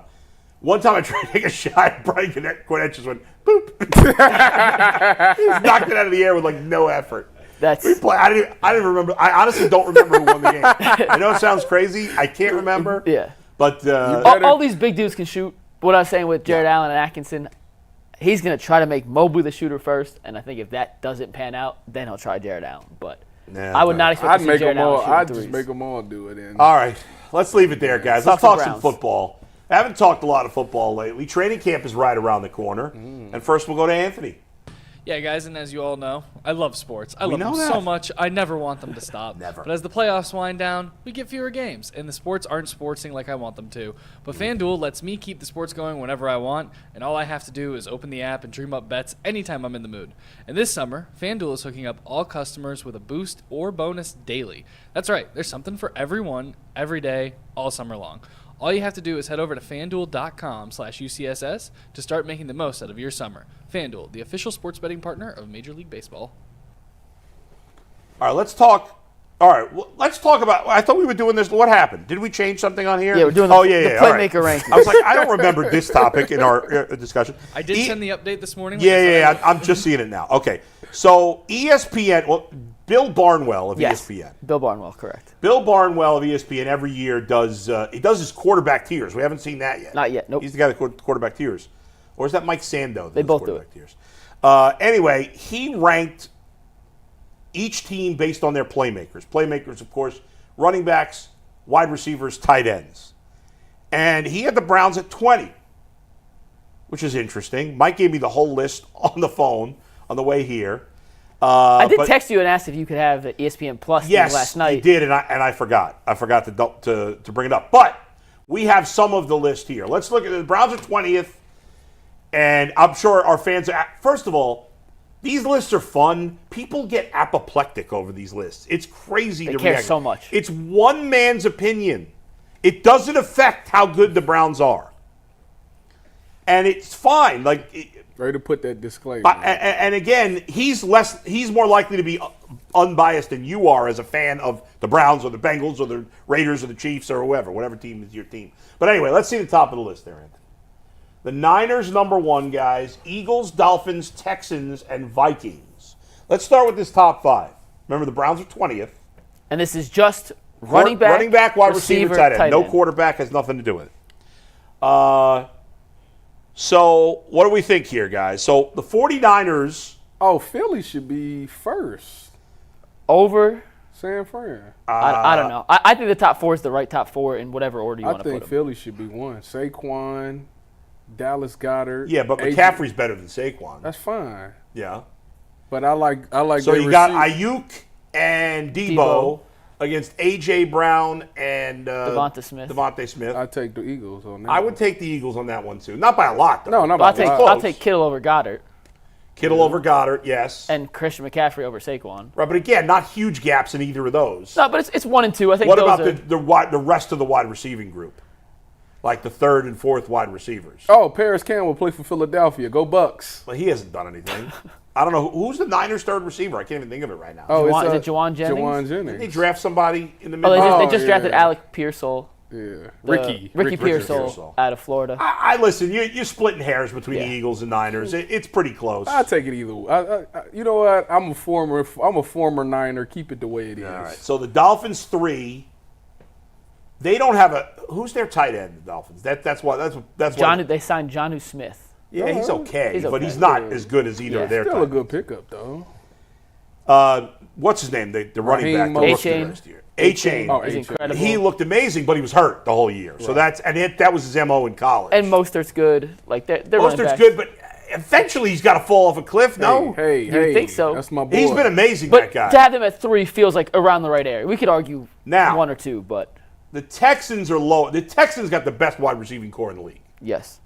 Yeah. If you assume Tank Dell's back at full health, Tank, Nico, and but Stephon Diggs. Who's their tight end? Brevin Jordan and Dalton Schultz. Oh, Dalton Schultz is a good player. Is good. Joe Mixon. And they got Cade Stover. Go Bucks. Well, but that has nothing to do with this. He's a tight end. He is. He's their 3rd tight end. I was thinking a kicker. That was Matt Stover. Go Bucks. Matt Stover, yeah. Joe Mixon, obviously, that's the worst running back situation in the top 4, which is probably why they're 4th. They're 4th, yeah. I think Minnesota is top 10. I'm not sure they're number 5. Well, I mean, listen, Justin Jefferson accounts for a lot because he's the best receiver. And Jordan Addison. T.J. Hawkinson. Jordan Addison's a good player. Hawkinson's good, but he's coming off injury. And I don't know if he's going to be ready. And Aaron Jones is a little older. I like Aaron Jones. I think he's always been underrated, and he's better than Joe Mixon. Yeah. I'd have the Lions at 5, for the record. Amon-Ra St. Brown, Sam Laporta, Jamison Williams, Jameer Gibbs, and David Montgomery. Now, the reason the Lions are probably not higher is because their wide receivers outside of Amon-Ra are questionable. Jamison Williams so far has been a disappointment in the NFL. Correct. Josh Reynolds is solid, but not great. They don't have a really good second receiver, at least not proven. Now, Amon-Ra is the most underrated wide receiver in the league. Sam Laporta, I would take Sam Laporta over any of those tight ends, including Kittle. Just from a playmaking standpoint, Kittle's probably a better blocker. But and their running back tandem is as good as any. But I'm with you, Mike. I'd probably have the Lions 5 ahead of the Vikings. And for the record, Barnwell has them 6th. So yeah, I don't know why. I mean, I think the Lions. Yeah, I mean the Vikings have the better wide receiver 1 as good as Amon, but the Lions are better at tight end and running back. Let's see 6 through 10 now. Let's go to the next. Okay, so the Lions 6. The Lions are 7. Oh, the Lions are 7. So the Bears, who's their running back? They signed DeAndre Swift. Oh yeah, I'm not a huge DeAndre Swift guy. He had a good year last year. I don't love him. I had him on my fantasy team, and he was just. I think they're a little too high because you're banking on Rome Odunze as their 3rd receiver. Right. Now their 1 and 2 are terrific. Yes. DJ Moore and Keenan Allen. That's a great 1-2 punch. But Cole Kmet's not on the same. But Cole Kmet. He's solid. Kmet is good. But I would have put him over the Lions. Is my point. I wouldn't have. I think I would keep him. I would have the Lions and the Bears ahead of the Vikings for me. But whatever, it's 5, 6, 7. Yeah. Seattle's skill position talent's underrated. Who's their tight end? They don't have a good tight end. Will Disley. Right? Yeah, but that's he's not not moving the needle. really good. But I do like Kenneth Walker and their receivers. Yeah. And even that second running back they have, it was a rookie last year. Charbonneau. Yeah, he looked pretty good. And their receivers and what's his name? JSN. Jack Smith, the Jigba. Tyler Lockett. Go Bucks! He was coming on at the end of the year. Yeah. Go Bucks! They were at 8. The Rams, The Rams, obviously, what's his name? The running back. Puka, Kyron Williams. Kyron Williams. Kyron Williams had a big year, and they drafted Blake from Michigan. Blake Corum. Higbie's their tight end. Higbee's a decent Solid. tight end. Puka and Cooper. I don't know why. I would have the Bengals ahead of the Rams and the Falcons. Bengals are 11, just a heads up. Yeah. Bengals What about you, Tyvus? Ahead of the Rams and the Falcons. I mean, they got better. The Bengals have better wide receivers than both those teams. Yes. And Tight end and running back, no. well, I mean, the Bengals tight end situation isn't great, but neither is the Rams. Higbee? But Kyron Williams is definitely better than Zach Moss. Zach Moss. Yes. Yes, it's a combination of Zach Moss and Chase Brown. Well, Kyron's better than the combination and or one or the other. Yeah. And Blake, That's fair. if you want to go two, then Blake Corum might be just as good as those Right, guys but I too. think the Bengals have a big edge at wide receiver over the Rams. I know Puka Nacua was great, and we'll see if he can follow it up. Oh, man. I don't think there's a big edge at tight end. I just don't think That's- Higbee's very good. So that's the He's top not, 10. it's not like he just Yeah. a big gap in between Right, at all. I think Gesicki playing with Joe Burrow is probably as good as Higbee. We'll see, I feel but like Gesicki ain't been that good. he hasn't been that couple good. of He years. hasn't been that Since like his last couple So years in that's the top Miami. 10. Yeah. Now let's Okay. go to the AFC. Let's go to the rankings around the Browns because the Browns are at 20. These are the Right. teams that flank the Browns. You have the Cowboys So at 18. can you make an argument for the Browns ahead of any of the top 10 teams? I don't think so. No. Right? So here's Depending on, well, I had 8 teams that are definitely ahead of Cleveland. Yeah. Then I had a tier where I said they're probably ahead of Cleveland. Yeah. And then I made my own tiers. You can rank these in really any order you want. Yeah. Same tier. So I had the Browns anywhere between 13 and 17. So I think they're a little low on this Okay, list. well, I kind of want to see 10 to 17 or 11 to 17. I'll read them Can't to see you. that, Ready? right? Yeah. 11's the Bengals. Okay, the Bengals are ahead of the Browns. I agree. Yeah. 12's the Jets. So the Garrett Wilson. the Jets have an edge at running back. Yes. Oh, you talking about over the Browns? Yes. Well, I'm taking a healthy Brees Hall over Yes. Nick Chubb right now. yes. It's going to take some time, and Nick Chubb's not going to be perfect week one. Well, I mean, Brees Hall is like the perfect. He's the ideal running back. He can run the ball and he can. Brees catch. Hall's really good, Yeah. So A lot of how you view the Browns in this exercise is what Yeah. you think of Nick Chubb's health. I for just don't think you 2024. can consider Nick Chubb elite at the moment, coming off injury. And he might prove us wrong, but it's very hard to be great coming off this kind of injury right away. Mm-hmm. So, tight end. Who is they tight end? Isn't it Uzama? CJ? Is he still no, they there? cut him. Tyler Conklin? Yeah, they don't have a good. The Browns have the edge at tight end. Now, Big wide, edge at tight end. wide receiver. Garrett You got Wilson, Amari Mike- Cooper and Garrett Wilson. And then Mike Williams versus Jerry Jeudy. It's close. It is pretty close. I'd take Garrett Wilson over Amari Cooper because of he's age. younger, but right Go now, Bucks! right now, this moment in time, they're neck and neck. I had the Jets in the same tier as the Browns, by the way, for Yeah. the record. So I think it's in the same tier. I think it's. They have the Jets ranked 12th. 12th and the Browns at That's 20. high. Yeah, it should Yeah. be. That's a lot The high. Jets are better than the Browns skill position wise. On paper, right now, based on the information we have, you'd go with the Jets, but not by a lot. 13 Buccaneers. Okay, so you got Godwin and Evans. That's an edge Buccaneers over the Browns. They got a tight end. Auden. Ott. Auden. Caden Ott. Yeah. Njoku's better. Oh, than then Chubb. Njoku's way Njoku's better better. than him. And then it depends on how you look at Chubb versus Rashard. I White. think Bill Barnwell. I didn't read it. No, Bill Barnwell mentions, he's like, I can't have confidence in Nick Chubb until That's I it. see him. If it was Nick Chubb not coming off injury, the Browns would be 11, 12, 13, something like that. And maybe you split the difference. Maybe they Which is why they I shouldn't had be him that in high because you can't assume he's going to be completely healthy. But they probably. I mean, Rashad White. the Buccaneers have a decent edge at wide receiver over the Browns. I mean, Chris Godwin's way better than Jerry Jeudy. Godwin's arguably one of the 2 or 3 best wide receiver 2s in football. Yeah, and Mike Evans. As much as I love Amari Cooper, Mike Evans is better. Hey. He is. Hey. Now, I don't love their running back. What's his name? Rashad White. I mean, he's not that great. I think it's close. I think the Browns are close with that The team. Chiefs are at 14. That's absurd. Why? Is it? Kelsey. You're saying the Browns are better than the Chiefs? Yeah. Okay. Well, Kelsey is a huge edge because Okay. he's the best tight end. All right, now go ahead. Now tell me the rest. All right, running back, they're better, the Chiefs. Isaiah Pacheco's become a really good back. It all So comes a back healthy. to what you So believe in wait a Nick minute. Chubb. Wait a minute. So if Nick Chubb is healthy, you taking Pacheco? Absolutely not. All right. But I can only go based on the info. And right now, I can't say that most running backs coming off the injury he had are not good the first year. Isn't that true? You the same one that sat here and said Nick Chubb is the closest Peterson. thing to Adrian Peterson I we've know ever that. seen. And- So I got my money on Nick Chubb. I But do. now when it's time to talk about this, it's no running back we've ever seen is coming close. Or it's good their first year off the injury. Yes. That's absurd to But me. that's true, except for Peterson. So why can't he be like Peterson? The only concern is that Peterson tore his ACL, and Nick Chubb had multiple tears in his knee. That's part of it. What did Peterson came back off the Had a ACL? great year. And did he lead Yeah, I think the he had league his best in year. rushing? I think it was his second best. But that's rare. Now I think it's possible.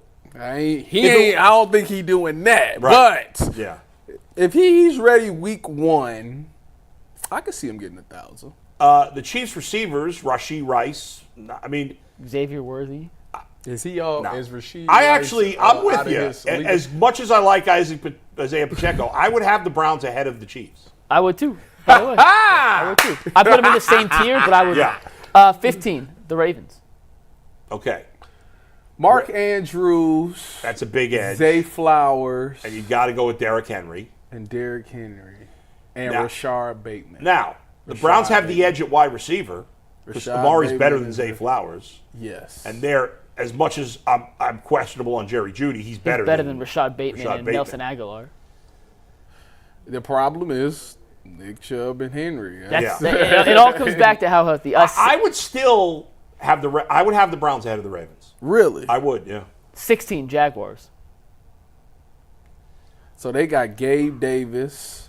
They lost Ridley, right? They lost Lost Ridley. Ridley, but they got Gabe Davis, And Christian Kirk, Christian Kirk.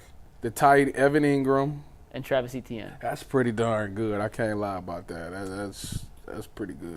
Depending on what Gabe Davis do. I I take the Browns. I would take the Browns also. I don't like their wide receiver. Christian Kirk, good, but he's not better than Amari Cooper. And Gabe Davis is so inconsistent. Yeah, I don't know. Totally That inconsistent. depends on what you get from I Gabe. think Travis Etienne's one of the more overrated backs in the league. Really? I think he's overrated. He puts up good numbers because they give him the ball a lot. He's not very his efficient. efficiency is not very high. No. Yeah. Wow. I never heard So that I don't one think before. he's great. I like Evan Ingram. I think he's a little better than Njoku, but not by much. He's just yeah. been more consistent than Njoku. What I think they feature him Yeah. more than. But it's close. They're neck. It's- I would put. So To that's be honest with you, if this offense features Njoku like the Jaguars do Evan Ingram, then Njoku would have crazy. he's got to prove it though, because Ingram's proven it for more. I agree years. with that statement, But it's too. close. I would still. That's 3 teams I'd have the Browns over. 17 Packers. They lost Aaron Jones, so A.J. Dillon. No, they have Josh Jacobs, excuse me. Josh Jacobs, Yeah, their running back. That's an edge for Green Bay. Luke Musgrave is their starting tight end. Definitely an edge Nice for young Cleveland. player. But Njoku's better. You go with Njoku. And then they have the trio of receivers, Christian Reed, Watts, Reed, and Yeah. Romeo Dobbs. Romeo Dobbs, Christian Watkins, and Jaden Reed. I'd go with the Browns. I would too. I'd have the Browns ahead of the Packers. 18 Cowboys. They have no Zeke. running. They have no running back. Zeke is their starter. Yeah, so Go Bucks. so even if that the Browns running back room gets the edge over Yeah, whatever I they have. don't see it. I don't like outside of What CD you Lamb. mean? I don't like Whoa, their skill position wait, at all. so Zeke can't have a relapse? A relapse. Relapse? Yeah, till year 1 or 3. Would you call that a relapse? That would be a Is relapse. Yeah, relapse is not. That's like a bad thing. Yeah. No, he relapsed to being like a top running back. Like rebirth. Whatever you want, however you want to say it. Relapse is like when you get go off back drugs and and then go you start back. taking drugs again. Well, The only edge the Cowboys have is at CeeDee wide Lamb. receiver 1. Yeah. Because CD Lamb's a top who is their 5 2 receiver. receiver though? Because they don't got Brandon Cooks. Oh, Brandon Cook's still there. That's true. He's better than Judy? Jerry Jeudy. But I take running back, and Ferguson's a good player, but I like Njoku better. I would have the Browns ahead I of the take the Cowboys. Browns over. And the then Cowboys. 19, Tennessee, who on paper has good weapons. Just how much do you like some of these guys? They got Pollard at running back, their receiver trio, Boyd, Hopkins, and Calvin Ridley, and their tight end is Ogunbowale, if I'm pronouncing that I correctly. doubt you're pronouncing that correctly. But I don't think so. yeah, They got Hopkins and I Ridley. mean, their wide receiving core is pretty sweet. And Traylon Burks and Tyler Boyd. It's a good receiving core. Tony Pollard was a huge bust last year. They just Yeah. got They just signed Jamal Adams today. The Titans. Oh, did they? They did while we were on there. Yeah. I mean, so the Browns, based on us, should be probably 14-15, right? Depends on. Like I said, I had him in It's between all that about 13 to Nick 15 Chubb. range. Just Who was 12 through 15 again? Jets were 12, You did Bucks were behind. 13, Chiefs 14, Ravens 15. Do you have them above anyone in the top 10? Like the Falcons? No. Falcons? No. Seahawks? Rams? No. No. So you have them at 13, I think 13, right after the Jets. The Jets. I got them right after the Jets. which is right in the range I had. We could argue. Right. So I have them Specifics, 1 or 2. 13. I had them, like I said, between 12 and 15. Was So my they, range, in my opinion, they were too low at 20. Yeah. Ty, do you agree? I have them 13. Are they top 10? Is the question? No. Would you put them top 10? No. Okay. But I think we'll agree. They're sliding a little too low. If Nick Chubb was healthy and I had a bona fide, solidified number 2 wide receiver, yeah. Yeah, I mean, if we're at the midway point of the season and Jerry Jeudy looks like the player Yeah, that the then Broncos they drafted and Nick jump. Chubb's healthy, they could be top 10. Yes, Let me ask you guys this bottom last of the question, top then we 10. can move on. If you knew Nick Chubb was the Nick Chubb, like the way we think about Nick Chubb entering last season, Yeah. was the Nick Chubb we're looking at in this exercise for this season. You knew he was going to be back to be the Yeah. top 2 back in football. Do they catapult into the top 10 knowing you have a healthy Nick Chubb?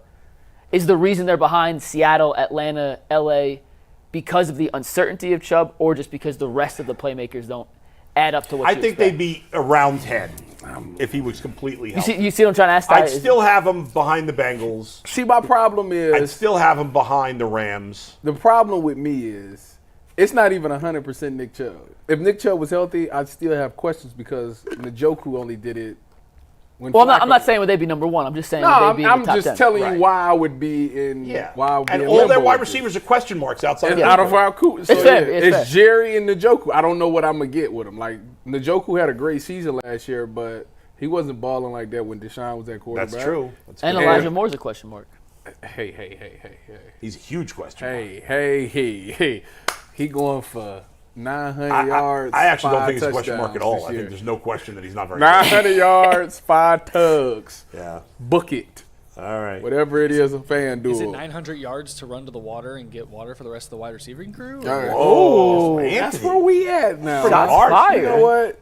For a guy that y'all better pray that he don't have a good year. Y'all better pray this man don't ball out this year because I'm going to be like G. Bush. For a guy that loves sports as much as Anthony, that Yeah. was like the harshest shot he's ever taken at one of you guys. That was pretty harsh. All right, Anthony. We ain't what do gonna you got? never, now we're never going to get him on the show now. Oh, sorry. Well, we're not doing a lost that FanDuel chance a read, while so ago. I don't love sports for the next 5 seconds. But game time, however, the Guardians come back and play the San Diego Padres July 19th. If you guys want to go see them, no better place to buy your tickets than Game Time.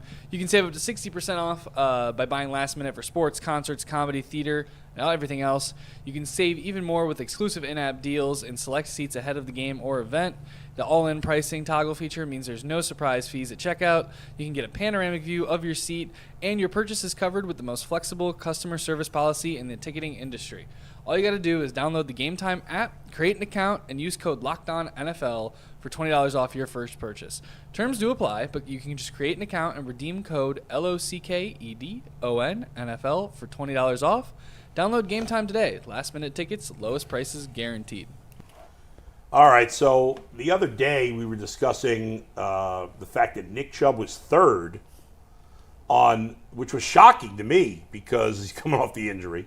But ESPN conducted a survey of coaches and general managers around the league and asked them to rank their top 10 at each position. We talked about running back where Nick Chubb finished third. But the most recent one that was released, I think yesterday, is defensive end. And not a surprise, Myles Garrett finished number 1. Do we have that list there? We do. All right, let's see it. Well, Ant's looking for it. I'll tell you what it is. Yeah, Oh, here there we you go. Myles Garrett 1, TJ Watt, Micah Parsons, Nick Bosa, and Max Crosby. Then if you want 6 through 10, it was Aiden Hutchinson at 6. And if you want to go to the next one, You got that? Daniil Hunter, Josh Hines Allen, who changed his name officially, by the way. I was like, who's Josh Hines Allen? He officially changed his name. He does not want to be Josh Allen anymore. He wants to be Josh Hines Allen. All right. Your boy Trey Hendrickson at 9 and Brian Burns at number 10. You got to Okay. be kidding me. What? He really changed it? Sort of good. No, that's not I a don't want to be joke. confused with the quarterback anymore, right? Well, he said he released the whole video. He released it on his social media accounts. His aunt or cousin played professional. Their last name was Hines. He's the one that's Allen, and he wanted to combine his family or combine his family heritage. So he's now Josh Hines Allen. All right. Official. Anybody have a problem with anything there? Let me see it again. I think it officially ends the TJ versus Myles debate for now. Let me see 1 through 5. You think that officially ends it? No, I think it was over when he won Defensive Player of the Year. But as we enter the 20, why was it over then? TJ Watt's won Defensive Player of the Year also. Well, it could go back and forth, but I'm saying as of right now at 12:18 on July 11th. Which means Micah Parsons going to win it because maybe, Nick Bosa 1-1, TJ Watt, Myles. Max Crosby is really good. Some things to know from this survey. Crazy. Of all the executives, GMs, coaches, player personnel development guys they interviewed, 70% voted for Myles at number 1. They didn't tell you how many votes were cast, but 70% were for Myles Garrett. You look at the numbers.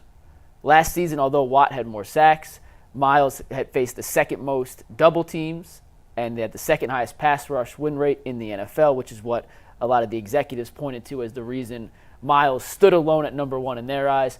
Some of the quotes they got from the executive on Myles, which I know, Tyvis, you pointed out, was if he's on the field, essentially get the F out the way and hide because he's going to come get you.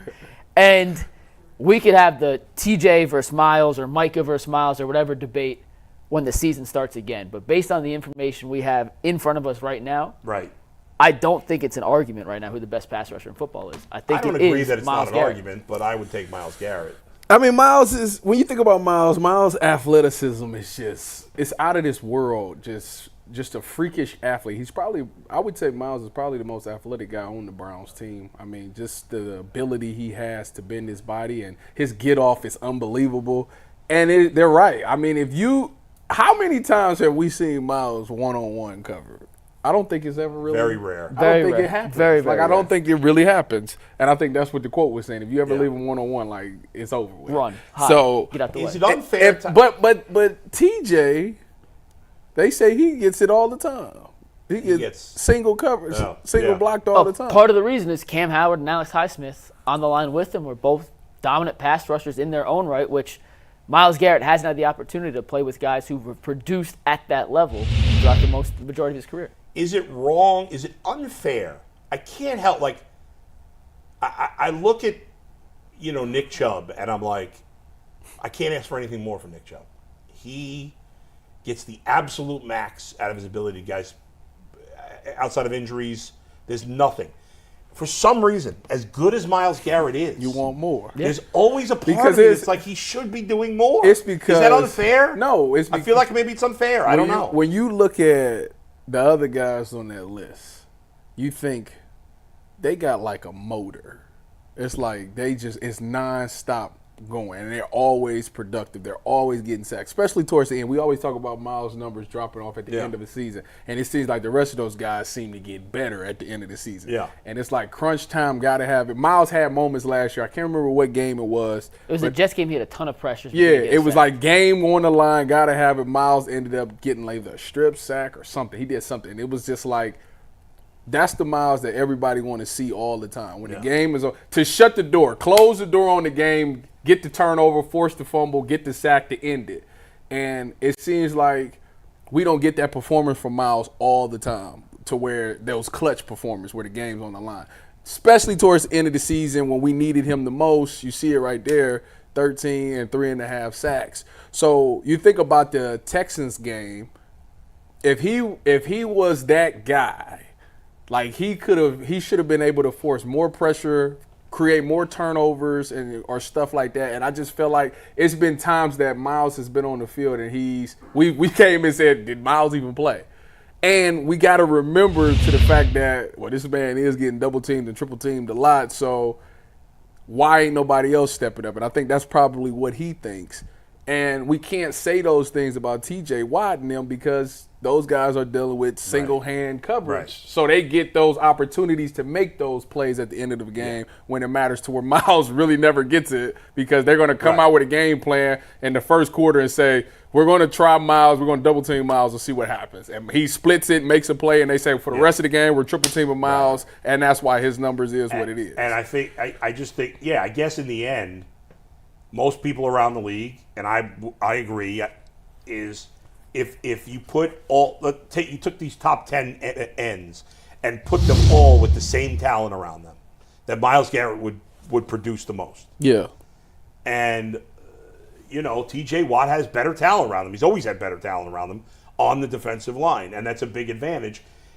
T.J. Watt's traditional statistics, career-wise, are a little better than Myles Garrett, and that's because he's had better talent around him. My question is, we seen Schwartz for the first time get Myles up and move him around. If you know Myles get double-teamed and triple-teamed, why don't you move him around more to get him singled up? It felt like they were doing that more early in the season. Yeah, they did it early in the season. Then they just stopped. The more traditional second half of the I year. wonder why that was. Yeah. Like, if he's your best playmaker and you know that they're going to triple-team him, because at the end of the day, they're going to say Myles is going to be on the left-hand side. They're not going to move him. He's going to be on the left hand. So while we're game planning what we want to do for this game, let's make sure that we got the left side taken care of, and because we know Myles is going to be there. Yeah. So why not throw a wrinkle in the game plan and pick him up and move him around? Well, do you remember against Tennessee when they put him in motion? Yeah. They put Myles in motion, and then Tennessee had to shift there. Yeah, they ended up calling timeout. Cleve TA, who's a great Twitter follower, I know he's your friend Bull, he put out something when free agency started, and it was I don't remember the exact number, but it was the number of sacks that a player had after 3 seconds in the pocket. So coverage sacks, quarterback's running around, and then he either runs into you, whatever. And Jonathan Grenard of Houston, who had 12 sacks last year, like 5 of his sacks came not necessarily on him beating an offensive lineman, but 4 or 5 seconds into the play, it developed, no one's open, he's running around, he gets to it. That counts as a stack in the traditional stat book. But that's not you didn't win your pass rush per se, you didn't do whatever. Number 2 in that stat, if I remember correctly, was T.J. Watt, who had 4 or 5 last year as well. And if you and Myles had like 1. Like when Myles gets his sacks, he's beating a guy off the line, boom, he's in your face immediately. And that isn't necessarily how some of these other guys get their sacks. And I think part of the reason for that is he's always doubled and triple teamed, and it's really hard to get through those and beat it, which is why when he does, it's that much more impressive. And his numbers may look a little lower than TJ, who had 19 sacks last year, or who was it? Max Crosby had 16, I think, because Myles finished 3rd, if I remember. No, I think Hendrickson. Hendrickson, whoever it was. Yeah, it was. Some of those guys pick up extra sacks that aren't necessarily a direct result of them beating an offensive tackle, or if he's lined up on the inside like he did against Cincinnati with that crossover he had early. He doesn't get those extra ones to pad his stats, which is not a bad thing, by the way. Listen, congrats to TJ and Grenard. Like, you get your sacks, That's what you get paid with. I'm not saying it's necessarily a knock. I'm just saying I think that's part of the reason Myles' numbers in the big picture, when you're just looking sort generically, aren't necessarily as high as some of the other guys. The one thing, again, is the numbers get worse the later the season gets, and that you can't argue. Are they double teaming him more later in the season? Maybe teams are. I don't know. Well, I do remember when you remember the podcast episode where CJ and Micah CJ did his offense versus Micah's defense. Yeah. And he was like, CJ said he was taking LT, Laramie Tunsil, versus Myles. And he said, oh, yeah, we'll take that one-on-one because Laramie can handle Myles one-on-one. So it makes me think, I got to go back and watch that game. Was he really that good? Was that a single? He got shut down in the was that one-on-one. One-on-one. For the most part. That's interesting. That's interesting. Now, don't get me wrong. Laramie Tunsil was really probably the best. Yeah, probably one of the best in the league. But that's interesting that we sit here and we talk about one-on-ones and moments, big-time moments where you got to have it. And on the flip side, though, when San Francisco tried to do that against him with Trent Williams, Myles beat him. I think he beat him 4 out of 6 times, if my numbers are correct. 3 out of 5 times. It was something like that when they had one-on-one pass rushing situations. What does Laramie know? I think Tunsil might be super one of the only guys at the left tackle position. They tried to mess his draft stock that is athletic enough, though, to kind of match athleticism with Myles Garrett, because he's not your traditional 360-pound tank. I think he's only 325, which is obviously big, but he's more of the athletic, quick-feeded guy. Didn't he slip in the draft because of the gas mask? Because of the gas mask? Yeah. That was crazy. He was supposed to be like the 2nd or 3rd pick. He fell to 10. That was so crazy. I'm going to look up his exact size. But, yeah, that's interesting. I wonder if he's the only person that can stop Myles one-on-one and why that is. But well, he's listed at 6'5", 315. So he's that's a little. That's the size. That's around. That's not a huge weight. No. That's not a huge- It's no, a little no, lighter. So I yeah. wonder if he's just a little quicker. That where Myles can't use his elite quickness to bend the corner like he does against some of the bigger left tackles. Right. I don't know. I mean, Yeah. I'm not the right. Listen, I played left tackle in Pop Warner for 1 year. Got my ass kicked You every played single. left tackle. That's why I never play football. They put me on the offensive line. I got pancaked every single play, and I quit the next year. I was like, "Do you want to play again?" Offensive linemen are supposed to be doing the pancaking, not. I was the Getting worst pancaked. football player you could have possibly imagined. Why would they have Why put would you you on put the you at offensive left line? tackle? Yeah. Because they ran. We had a. I think I've told you guys this, but Donald Yeah. Brown, who played in the NFL, Yeah. was He 2 played years running old. back, right? He was our running back, and they just ran opposite of me every play. It wasn't. But I can say I blocked for an I don't NFL think player. I've never played offensive line. I was too fast for that. No, So, I was. Yeah, they had nowhere else to put me. I wanted to play quarterback, but I couldn't throw the ball. They never threw the ball anyway, so it was useless putting anyone at receiver. So they put me at left tackle. They should have put you. What, at- what was this, Pop Warner ball? Yeah, I was first or second grade. Yeah. Before you even understood how to I like. wish I would have do played football in anything. high school. I'm still. Yeah. I regret Never. not playing football in high school. I played guard. Is Aaron gonna play football? No. Not football. Swimming though, Swimming, maybe. We'll see. baseball. I'm trying to get it. Now that he's in middle school, once he goes to the 7th grade, he could join the track and field team. And he's interested in like some of these field events, like Shot put, or- javelin. Yeah, some of those things. I let my daughter play flag football.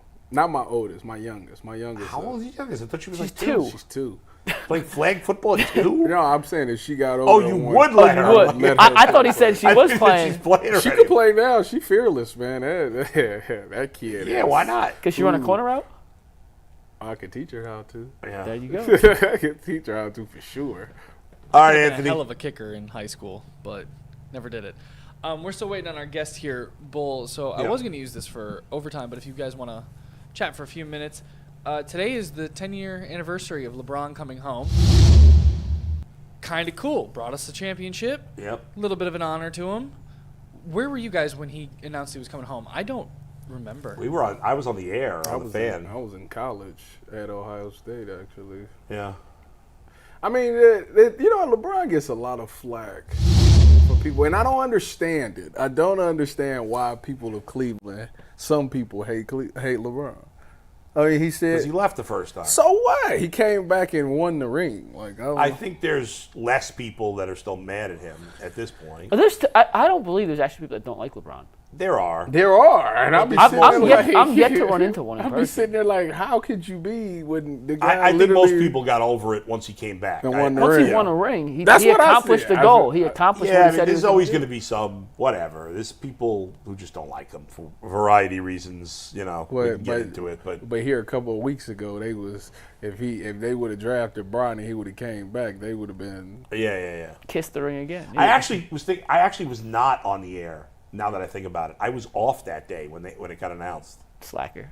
Yeah, that was a bad day to be off. July 11th. That was 2014. I was in LA doing my summer semester out there. I may You have did just college been in LA? graduating One high semester. school. Graduating high How school. was huh? it? Yeah, I think so. I actually hated LA. Being broke in LA sucks.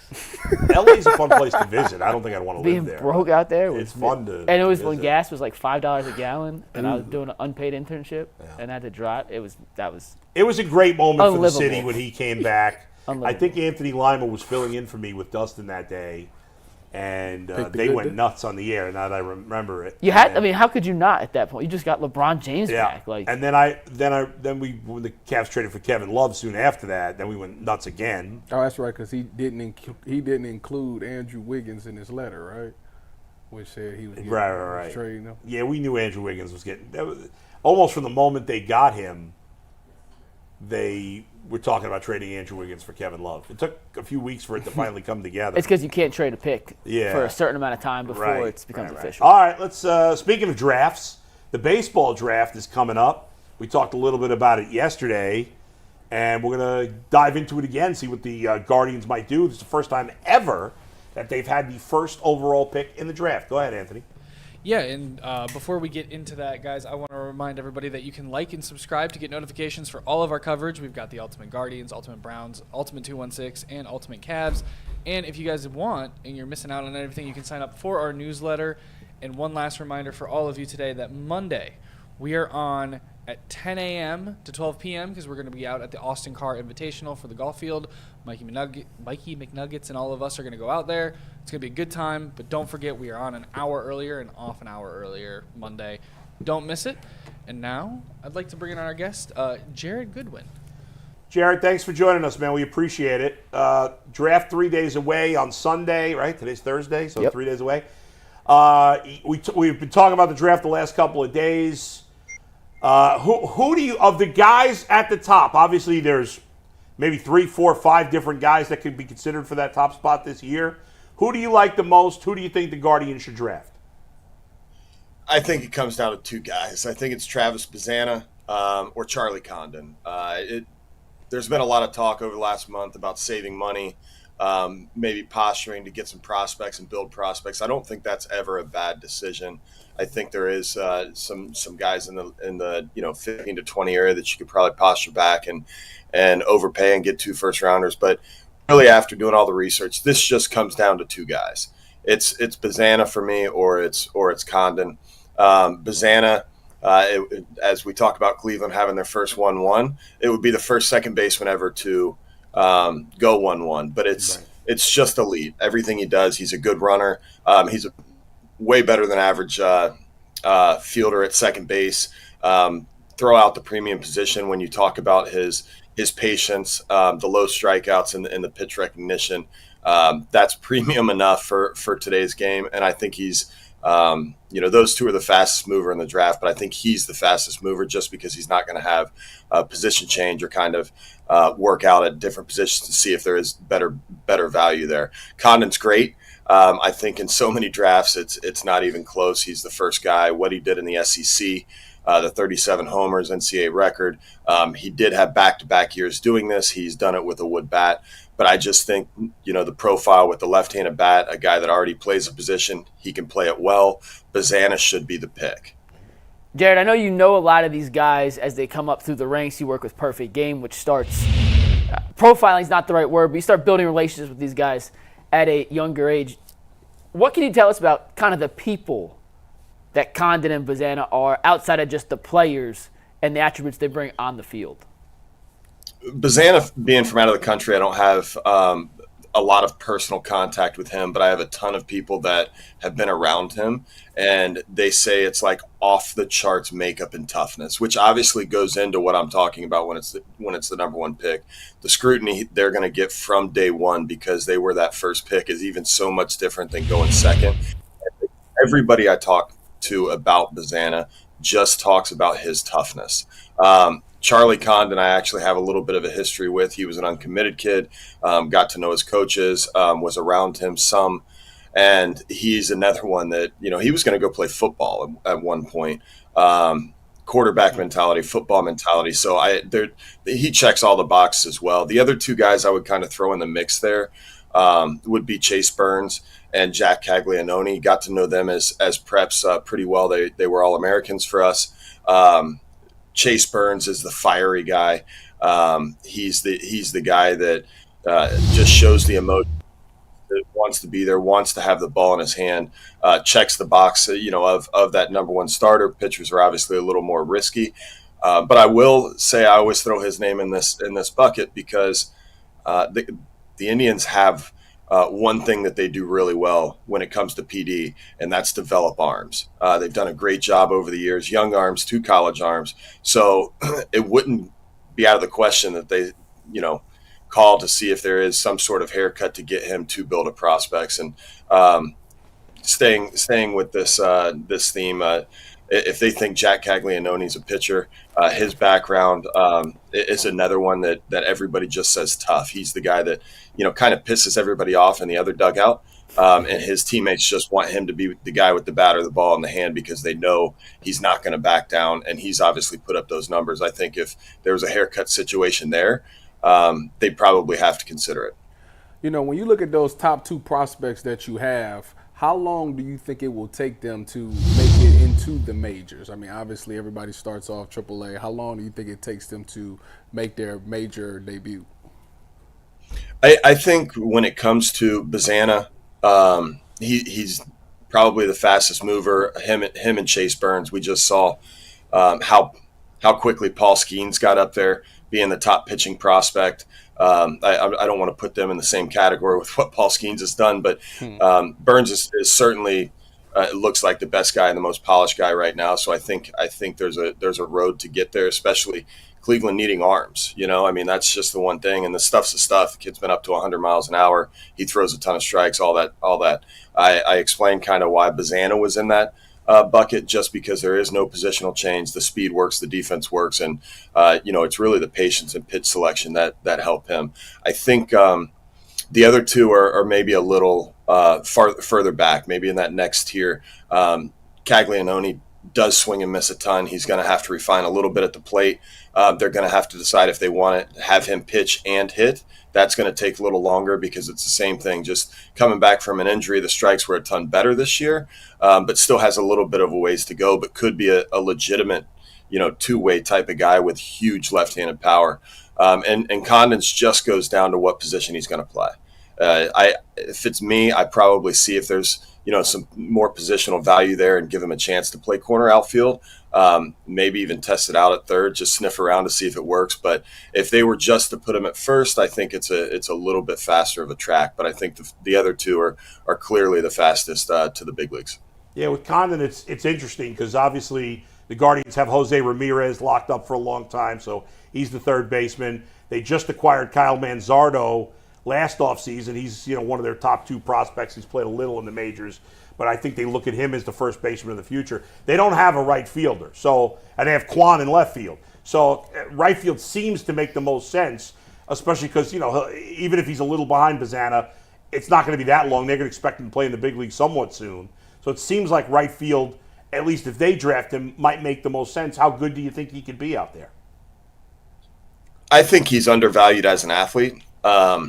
I would say out of the corner outfield spots, Kwan being in left, makes it a little more difficult. Left field seems to be the easier transition for guys that are kind of in between positions. But you're talking about a guy that was a really good high school quarterback. He's got really good body control. He's got good fluidity. I really have argued with some of the people that I've talked to on in discussions like this that I think he doesn't get enough credit for the athlete he is. But I do think it's going to take some reps out there, the nuances, the double cuts, where he's throwing, what he's doing. He does have a good baseball IQ. I'm not worried about it, but the game just gets faster. Even coming from the SEC, great. It's going to translate easily into A ball, A plus, somewhat into double A. But when you get to triple A in the big leagues, the game is just faster, and you need kind of some dirt, some dirt in your britches to be able to do that and not, have some deficiencies that lead to losses. We've talked to a couple guys previewing this draft, and one name that gets brought up every once in a while is J.J. Wetherholt. We had Joe Doyle on yesterday who said, I don't see a giant gap between Wetherholt and Bazana. He just was hurt all season. I'm curious, in your mind, is there a gap between those two in particular, and how do you view Wetherholt in terms of the top-tier prospects in this draft? I think he's just behind Bazana just because the power, Wetherholt, I think, is definitely going to transition to second base. He looked better and was kind of the helium guy. But getting to see some of these guys play live, I just see a bigger power potential, in-game power that Bazana, brings. And when you're talking about two second basemen, I think that's the difference maker with those two. You think, but you talked before about Bazana being the quickest to the big leagues. I mean, right now they got Andres Jimenez at second. He hasn't been hitting great the last 2 years, but they got him locked up. He could. I would think the Guardians would consider moving him to shortstop next year, and because, like I said, I mean, you talk about him getting quick. I mean, we saw Wyatt Langford start this season in the big leagues. I would think, based on the way you're talking, that maybe at some point next year, even maybe by next June, there's a decent chance Bazana could be in the big leagues. Is that too much of a stretch or no? No, I don't. I think it's that polished, and what you're seeing now, this is a young person's league. I mean, Yeah. you got to get those guys up. You got to get the most value out of these guys that you can. The data's showing that at 30, 31 years old, there is a decline. Those guys aren't getting those 3, 4, 5, 6-year deals anymore. They're getting the 2-year deals. So these are the guys they want up. They want to groom them so that when they're starting to pay them at the end of or having to figure out if they're going to lock them up long term, they want a little younger now. They want to get that value out of them, and you're seeing the guys that are ready to get a chance and to get to the big leagues. You're seeing them get a chance way sooner than they used to, and I just think this back carries. So with this being the Guardians' first overall pick in franchise history, we got to make sure that we get this 100% right. Okay, which one of these guys cannot bust? They will not bust. They will be something in your mind that you think will be great. Safest floor. Yeah.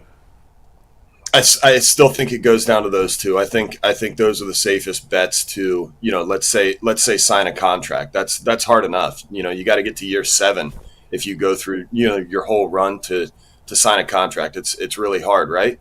And I think those are the safest bets.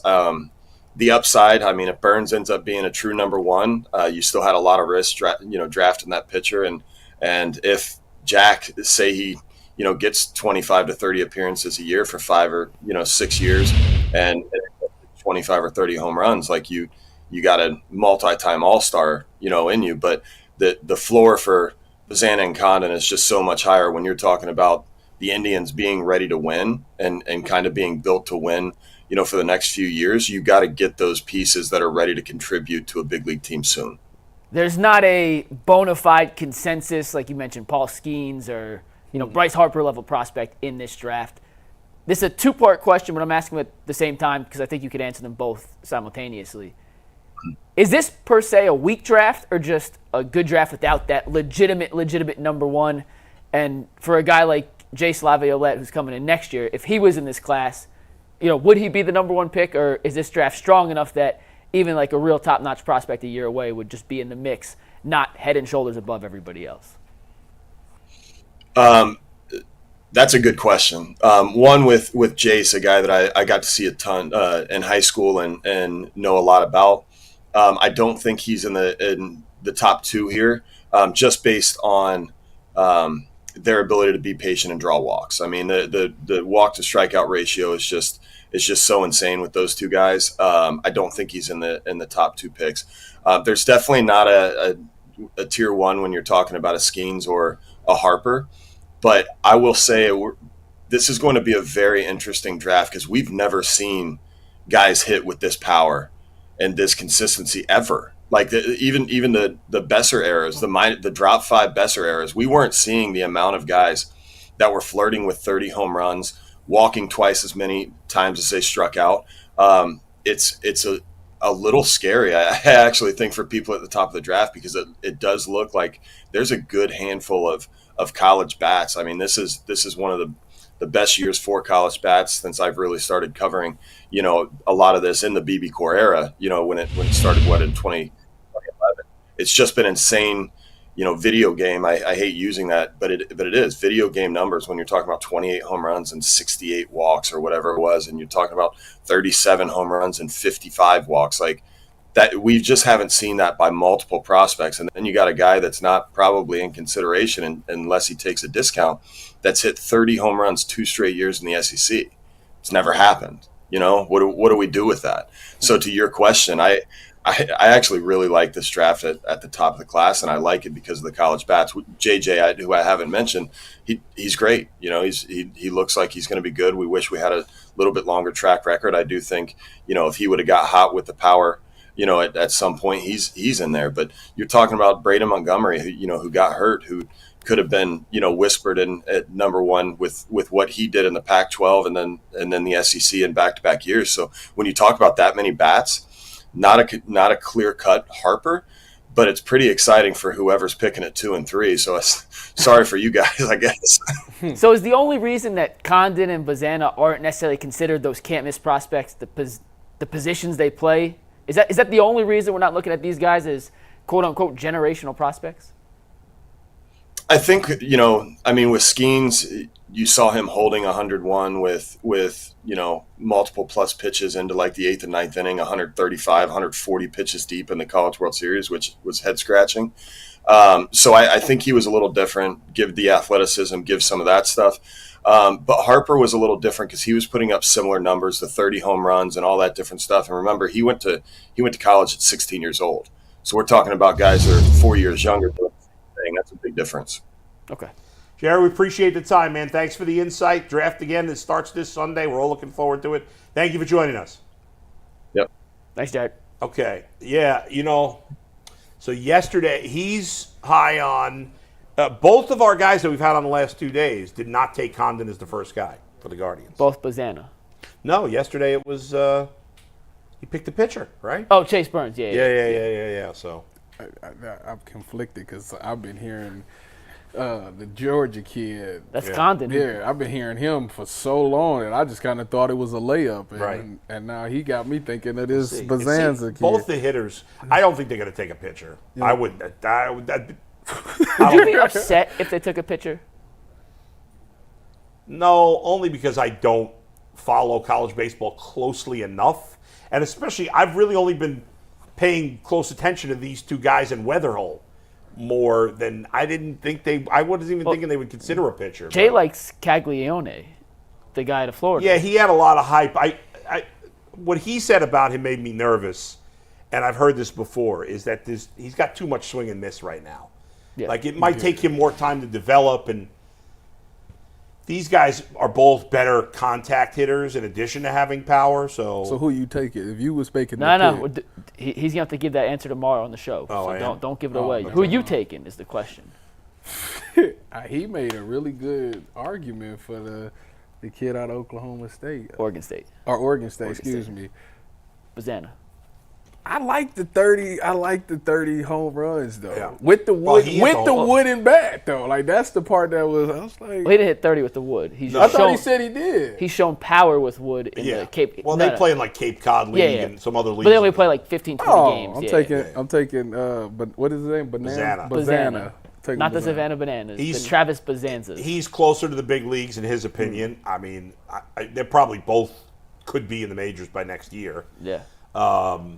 Bazana, 37 home runs in the Bazana, you SEC play is at second crazy. base, I and you know. move. What's that? 37 home runs in the SEC is absurd. That's Yeah. why I'm like The problem with him is you don't know what position he's going to play. Yeah.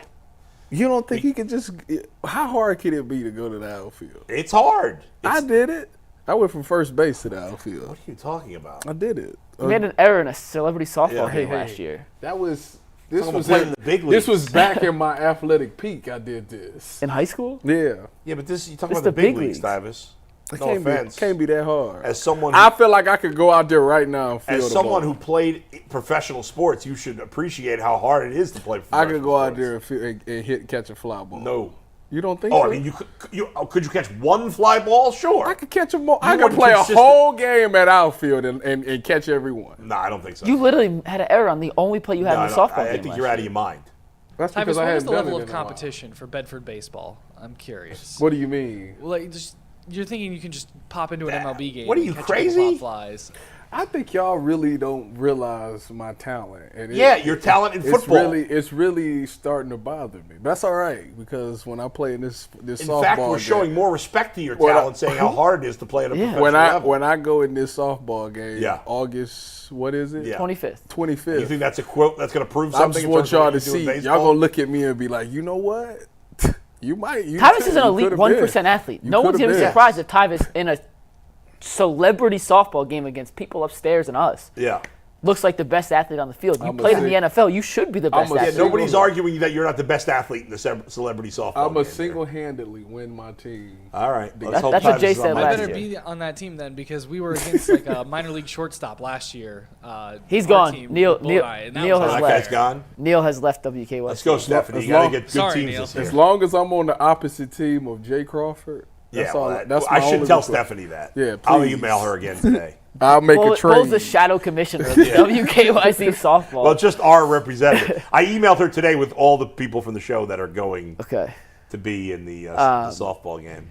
Last thing on the draft. So we Yeah. got Tim Kirkshaw tomorrow. So we'll get a third Yeah. expert. I'm not sure how completely dove into the draftees, but Tim Yeah. knows everything about everything, so I'm sure he knows. If he gives another name as his choice for number 1, if he goes with Condon or Weatherholt or Caglione or whatever his name is, this is the least consensus number 1 pick humanly possible. Yeah. And then you just have but to I trust. don't think it's about the guys not being that good. No, It's not like the NBA draft. It's just difference of opinion. And Yeah. at that point, because there's not a consensus, we talked about how I don't like mock drafts earlier this week. Right. And the Guardians have earned our trust on this. Yeah, I'm going to give them. And the benefit of whoever the they doubt. take, whoever they take, even if it's not my personal guy who I would take, and I Yeah. have done minimal research. I'm gonna tell y'all right now, Yeah. like The pitcher that he Chase Burns, Yeah. who was the guy Joe mentioned yesterday as well. he's not like Skeens throwing 100 miles. No, he throws. No, he throws hard. but not as consistently. Yeah. He doesn't. Not quite as hard as Skeens. He's not as good as Skeens. Okay. Well, then I wouldn't take him. I wouldn't take. I wouldn't take a picture. I wouldn't take him then. I would not take a picture if I were the Guardians. Even though pitching is, you get a hitting's good, more reliable. Ain't like we gonna These pay guys him, are. we ain't gonna pay him no way. Both. It seems you never know, but it seems like Bazana and Condon are both unlikely to not be good players. Now, how good they'll be, we'll see. But My problem is I don't want to take one and the other one be that good. yeah, Well, that's the issue with the 1-1. But you have to trust your scouting department and your analytics department to make the right decision. Who got because the what second if pick? The Reds? Yeah, the Reds do. And they're going to take whatever one we don't. well, we don't know that they may take a pitcher. Yeah. Right. What I was going to say earlier about Condon in particular, Freeman was not an outfielder throughout his entire minor league career. He's playing a pretty damn good center field this year from a defensive standpoint. He's not elite, but he's been solid. He's adequate. Angel Martinez, who I'm not sure how much outfield he Yeah. played in the minors, looks pretty comfortable in the outfield.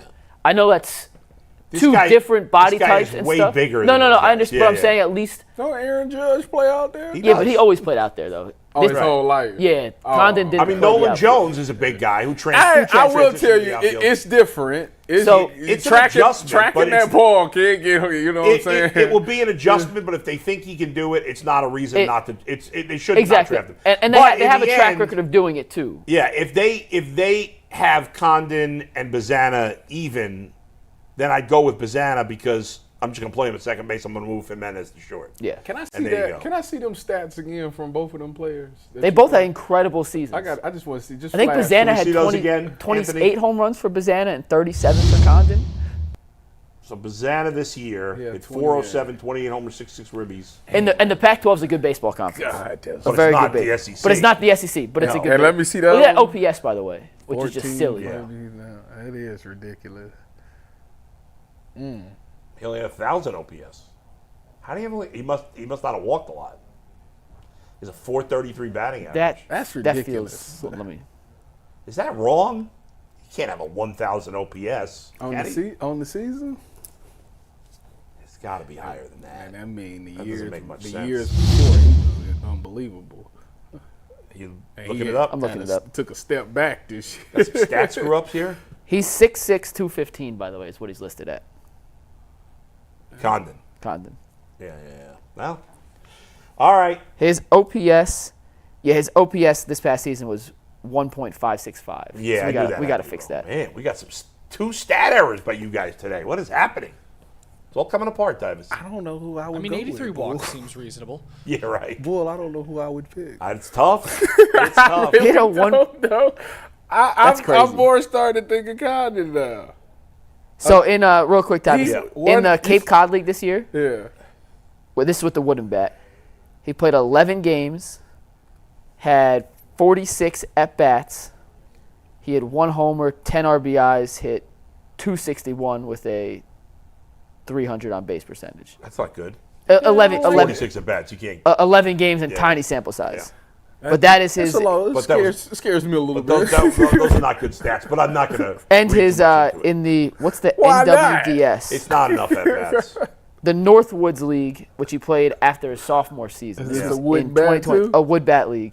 61 games, 248 plate appearances, 7 homers, 68 RBIs. He hit 286 with a 460 slug and OPS 850. Yeah, that's good. That's good. With a wood bat. Or whatever. that's I good. don't know. I'm, All right, I give ain't us- making the pick, so I Yeah. don't I'm going to trust the Guardians on this one. Go ahead, Anthony. Give us a super chat. I got one super chat today from DB Dog 21. It says, Okay. Tyvis in the center chair. I see you. Go Bucks. And then, guys, we have to remember that most of TJ's sacks come from him being blocked by running backs because he's an outside linebacker that's never considered but absolutely should be. They run a 3-4. I don't know that that's even true. They run a 3-4. So he's a. I mean, I don't. stand- I didn't hear what He's I'm saying- not watching TJ Watt. I don't think TJ Watt's getting blocked by running backs that much. You buying that? No, you wouldn't. what- That'd be stupid. That doesn't make any sense. That'd be I missed stupid. it. What was The it? guy said, "Oh, TJ Watt gets a lot of sacks because he gets blocked by running backs a lot." I don't believe that. Like, is it chipper? He's not going one-on-one. He's not going one. No, yeah, Nobody's no. leaving TJ Watt one-on-one with a running back. Unless you That's just, not happening. Unless you self-sabotaging your game plan. Yeah. Well, the Browns blocked him one-on-one with DeJuan Jones, and DeJuan Jones did a great job neutralizing him. Yeah, in those but 2 games. I don't think teams. The person who sent the super chat said that he's getting all these sacks because his running backs blocking him one-on-one. Because he's an outside linebacker. I mean, maybe it's happened occasionally. Who knows? Well, that's but dumb. I can't imagine that would ever. Why would a team ever block TJ Watt one-on-one? Could I ask an inside football question real quick? You asking Go me? ahead. Yeah, you. Go ahead.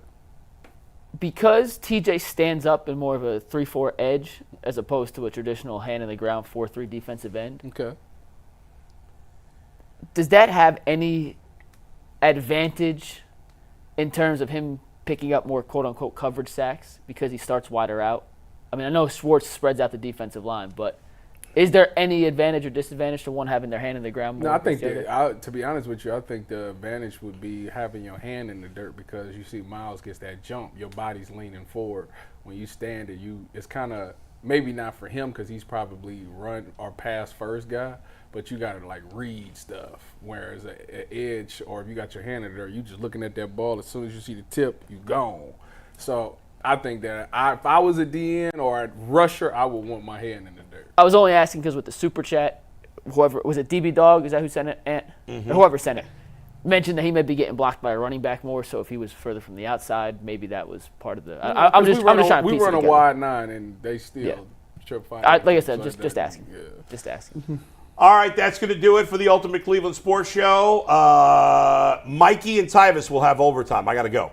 Dip out. We'll figure out overtime. And Monday. 10 a.m. Monday. Yes, Monday, sir. 10 to noon, we'll be live at the Austin Car Golf event. It's going to be a great event. We'll be there doing the show live, but 10 to noon that day. The Ultimate Cleveland Guardians show on Monday will be on at 8 a.m., the earliest ever edition of the show. We'll see these guys will see you on overtime. I'll see you tomorrow for the Big Friday show.